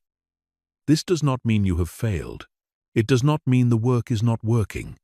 It means you are human, navigating what is genuinely the most challenging emotional environment most people ever inhabit. What matters is not that you are perfect in the family context, but that you are incrementally better, that the reaction you had today was slightly less intense, or resolved more quickly, or was followed by a more honest repair than the one you had at the last gathering.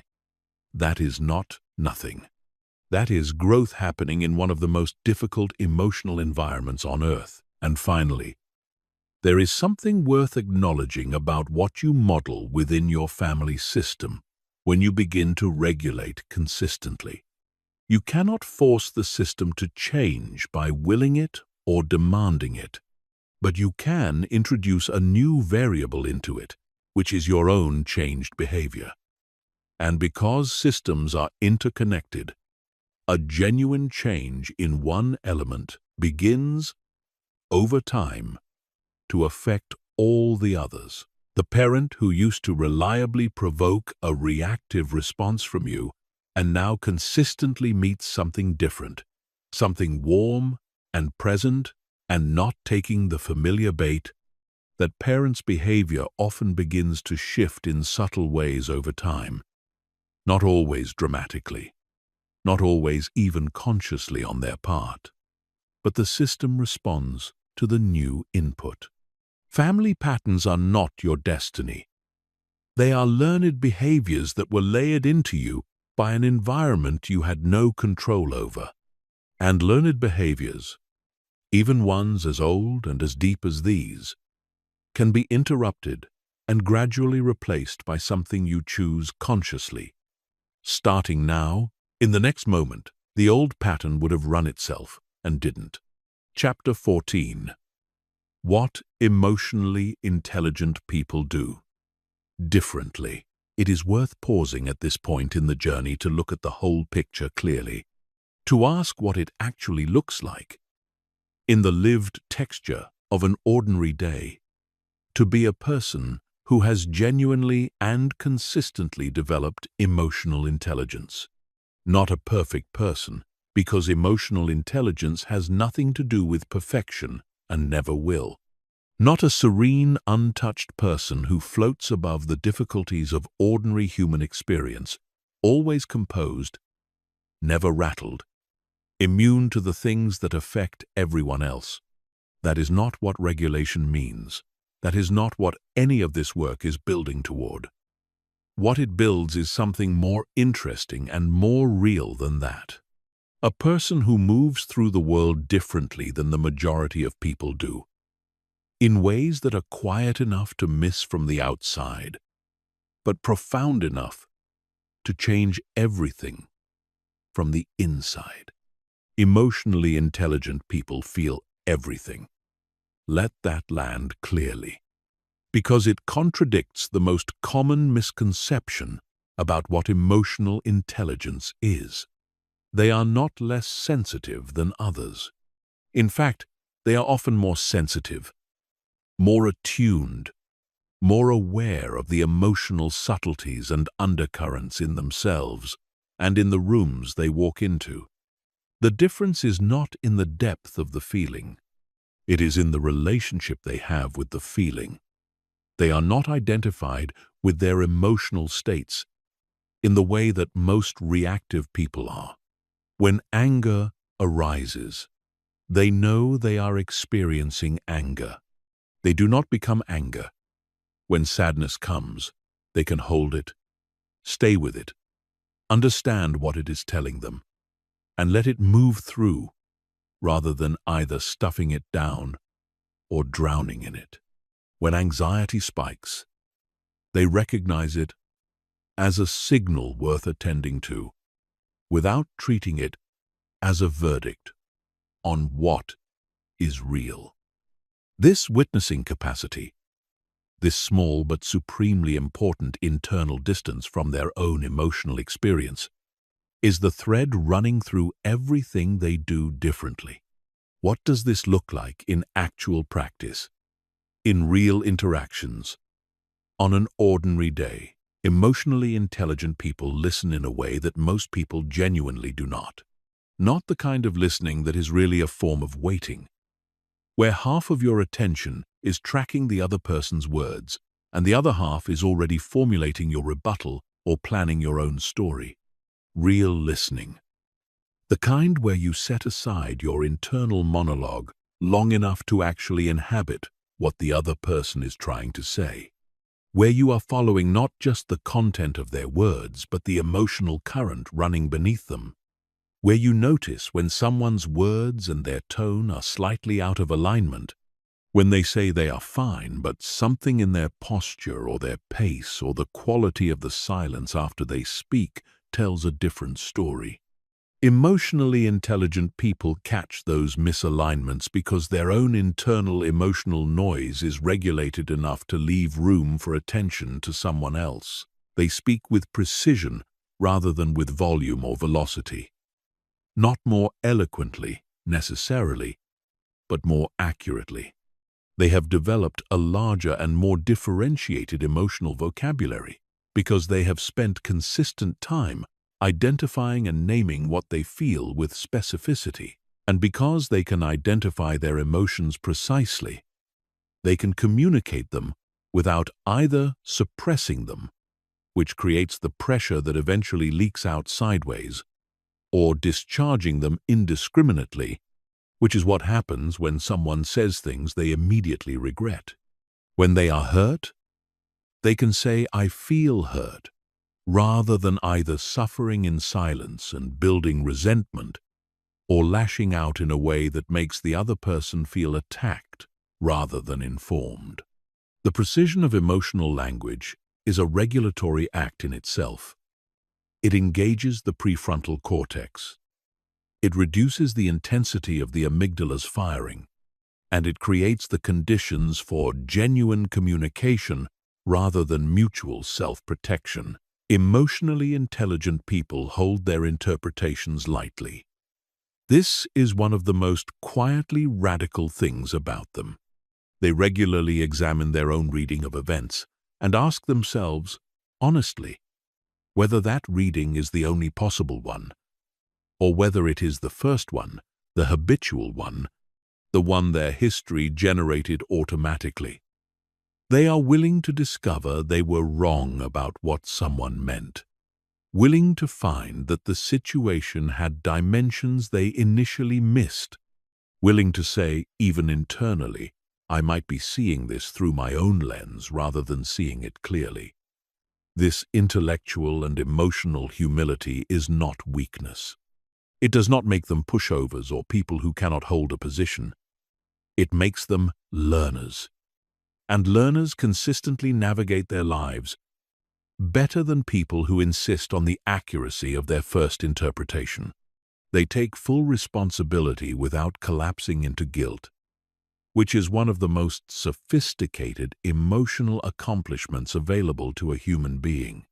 When they do something that causes harm, when they react instead of respond, when they get it wrong in a conversation or a decision or a relationship moment, they own it, cleanly, specifically, without the excessive self-flagellation that turns an apology into a performance of suffering, and without the defensive justification that turns it into an explanation for why it was not really their fault.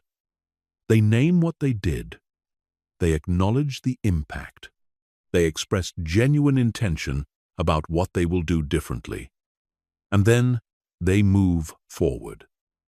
They do not carry their mistakes as evidence of their fundamental inadequacy. They carry them as information about the work that remains, which is a very different relationship with failure than the one most people have. They have developed a capacity for tolerating discomfort that changes the entire range of what they are willing to do and say and feel.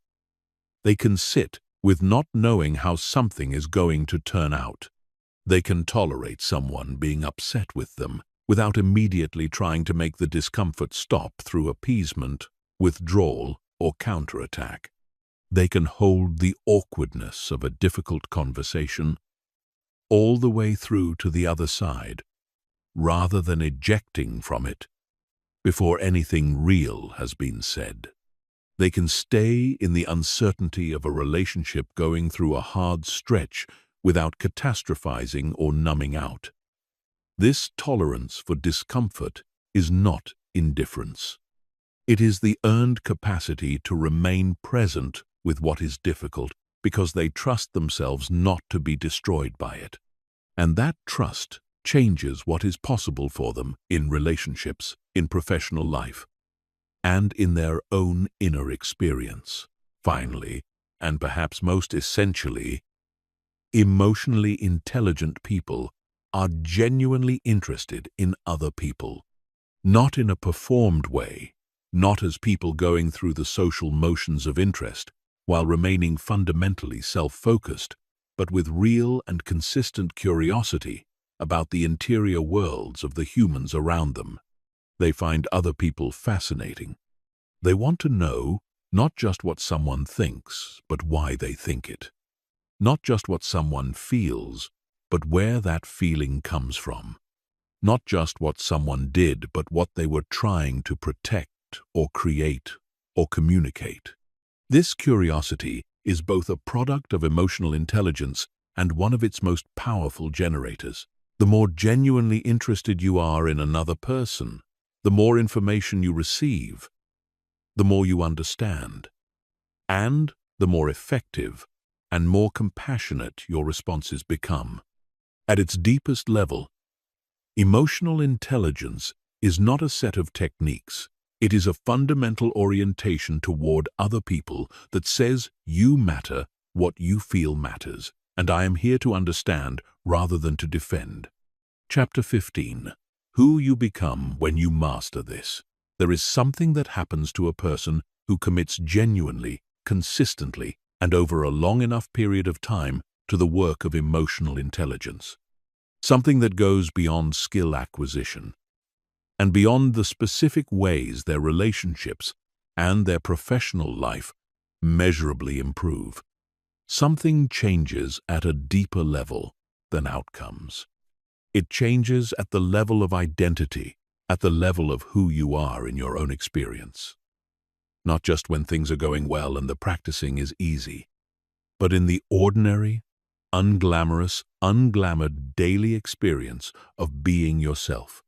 This change is worth describing as clearly as possible, because it is the actual point of everything. It is the reason any of this matters in the first place. The person you are becoming through this work is someone who trusts themselves. That might sound modest when you first hear it. But for most people, genuine self-trust is anything but ordinary or easy. Because what makes emotional reactivity so costly is not only the external damage it produces, the relationships strained, the opportunities missed, the words that cannot be recalled. It is the damage it does to the relationship you have with yourself. Every time you react in a way you immediately regret, a small deposit is made into an internal account that tracks the distance between who you are and who you know you are capable of being. Over time, for people who react often and at significant intensity, that account accumulates a kind of emotional debt that begins to feel like evidence. Evidence that you cannot be trusted with your own interior life. Evidence that the reactive version of you is the real version, the true one, the one that always wins eventually. Evidence that the composed, caring, intentional person you sometimes manage to be is the exceptional case, and the explosion or the withdrawal or the bitter silence is the rule. This is one of the most painful stories a person can carry inside themselves, and it is fundamentally false. But it is incredibly convincing when you are living inside it, because the reactive moments are vivid and their consequences are unforgettable, while the regulated moments tend to pass without ceremony. Nobody notices the argument you didn't have. Nobody celebrates the comment you let go, the breath you took, the choice you made to stay present when every instinct was telling you to leave the room. The reactive moments get remembered because they leave marks. The regulated ones leave nothing visible, only a slowly deepening steadiness that you might not even notice, accumulating until one day you realize you are responding to situations that used to devastate you with something that feels remarkably close to equanimity. What emotional intelligence breaks? Through this accumulation, through these ordinary, invisible moments of regulated choice, repeated again and again, is the cycle of self-evidence. It replaces the account that says you cannot be trusted with a different account, one that says you can, not perfectly, not always, but consistently enough and increasingly enough that the old story about your own inadequacy begins to lose its credibility. It does not dissolve overnight. It does not evaporate after a single breakthrough moment. It fades through the weight of evidence to the contrary. Evidence produced by you, in your own life, in real interactions with real people, over real time. And as that self-trust deepens, the quality of your inner life changes in ways that are difficult to fully communicate but impossible to miss once you have begun to feel them. The most immediately noticeable is a reduction in a kind of exhaustion that you may not even have recognized as exhaustion, because it had been present so long it felt like your baseline. Reactivity is extraordinarily costly energetically. The constant, low-level vigilance of a nervous system that is never fully at rest. The energy consumed managing the aftermath of reactions, the apologies and explanations and repairs that reactive moments require. The mental weight of carrying regret and resentment, and all the things that were said and never resolved, and all the things that were never said but needed to be. When the reactive pattern loosens its grip, gradually but unmistakably, a space opens up in your daily experience that you had forgotten was even possible.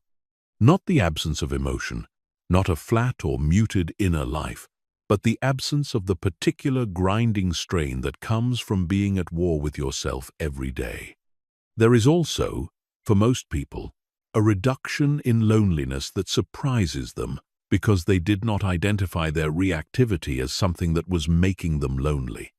But reactivity is profoundly isolating in a very specific way. It keeps people at a managed, defended distance.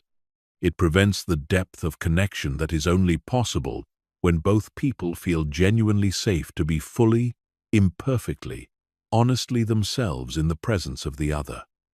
Emotional regulation does the opposite.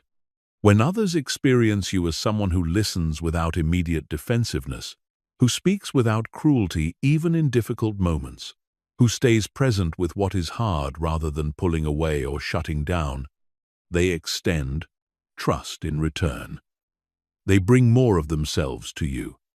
The conversations get deeper. The understanding gets more specific and more real. And the quality of your relationships shifts in a way that nothing else can produce, and that feeds something in you that used to go consistently hungry. There is also a quality of freedom that opens up. This one might be the most surprising of all. Reactivity feels like power in the moment. The loudness of the anger, the cold finality of the withdrawal, the precision of a sharp word, all of these can feel in the instant they occur like something assertive, something strong, something that makes a point that could not otherwise be made. But reactivity is actually one of the most constrained ways to live. Because when your behavior is determined by your triggers, you are not making choices. You are running programs. The anger was not something you chose from a range of options. The withdrawal was not a decision you made after considering the alternatives. The sharp word was not carefully selected from a set of possible responses. You were pulled. The trigger fired. The old program ran, and the behavior appeared. And when you are being pulled, when the behavior is running you, rather than you directing the behavior, there is no freedom in that at all, regardless of how much force it contains. Genuine freedom, in the psychological and human sense, is exactly what we described at the very beginning of this journey. It is the freedom that lives in the space between what happens and what you do next. The freedom to choose who you are in each moment, rather than being automatically delivered to a version of yourself that was decided for you by your history and your wounds and your oldest conditioning. And that freedom, once you begin to genuinely inhabit it, once it becomes not a concept you understand intellectually, but an experience you recognize in your own body, as the pause lands and the breath happens, and the response comes from somewhere clearer and truer than the reaction would have, that freedom becomes something you will not trade away, not for the momentary release of the reaction, not for the temporary sense of power in the discharge, not for any of the short-term payoffs that kept the reactive pattern in place for so long. Who you become when you master emotional intelligence is not a softer version of yourself, and it is not a more controlled version, and it is not a version that has somehow managed to extract the difficulty from being human. It is a more honest version, a more fully realized version, a version that knows its own triggers and works with them as information rather than being blindsided and driven by them. A version that can feel the full range of what is available to feel in a human life without being governed by any single emotion. A version that brings genuine, regulated, curious presence to its relationships rather than the defended, managed, somewhat behind-glass presence that reactivity produces. A version that can hear hard things without collapsing and say hard things without cruelty. A version that trusts itself enough to be fully vulnerable in the right moments and is grounded enough to stay clear under real pressure. That version of you has always existed. It was present before the conditioning layered over it. It was there before the triggers were installed and the reactive patterns were reinforced. It is what you were before life taught you that certain emotions were too dangerous to express, that certain needs were too likely to be unmet to be worth naming, that the only safe responses were the ones that protected you from whatever you most feared. The work of emotional intelligence is not the work of building yourself into something you have never been. It is the work of uncovering someone who has always been there, underneath the layers, waiting for the conditions to emerge, waiting for the awareness that sees what is actually happening, waiting for the tools to work with what is seen, waiting for the practice that turns the tools into second nature, and waiting for the courage that shows up not in dramatic moments of decision, but in the small, private, unremarkable instant when you feel the pull of the old pattern and choose, quietly and deliberately, to do something different. You have the awareness now. You have the tools. The practice is what remains. And the practice does not begin in some imagined future, when circumstances are calmer or the stakes are lower or you feel more ready. It begins in the next conversation. In the next moment, someone says something that activates that familiar feeling. In the next time you feel the pull of the reaction and you recognize it for what it is. An old program, not your truth, not your destiny, just a habit, and one that can be changed. It begins in the breath you are about to take. That single, conscious, deliberately chosen breath that carries with it a message your whole nervous system can hear. I am here. I am present. I am more than this reaction. And I am choosing something that reflects who I actually am. That is not a small thing. That is the whole thing. And it is available to you right now.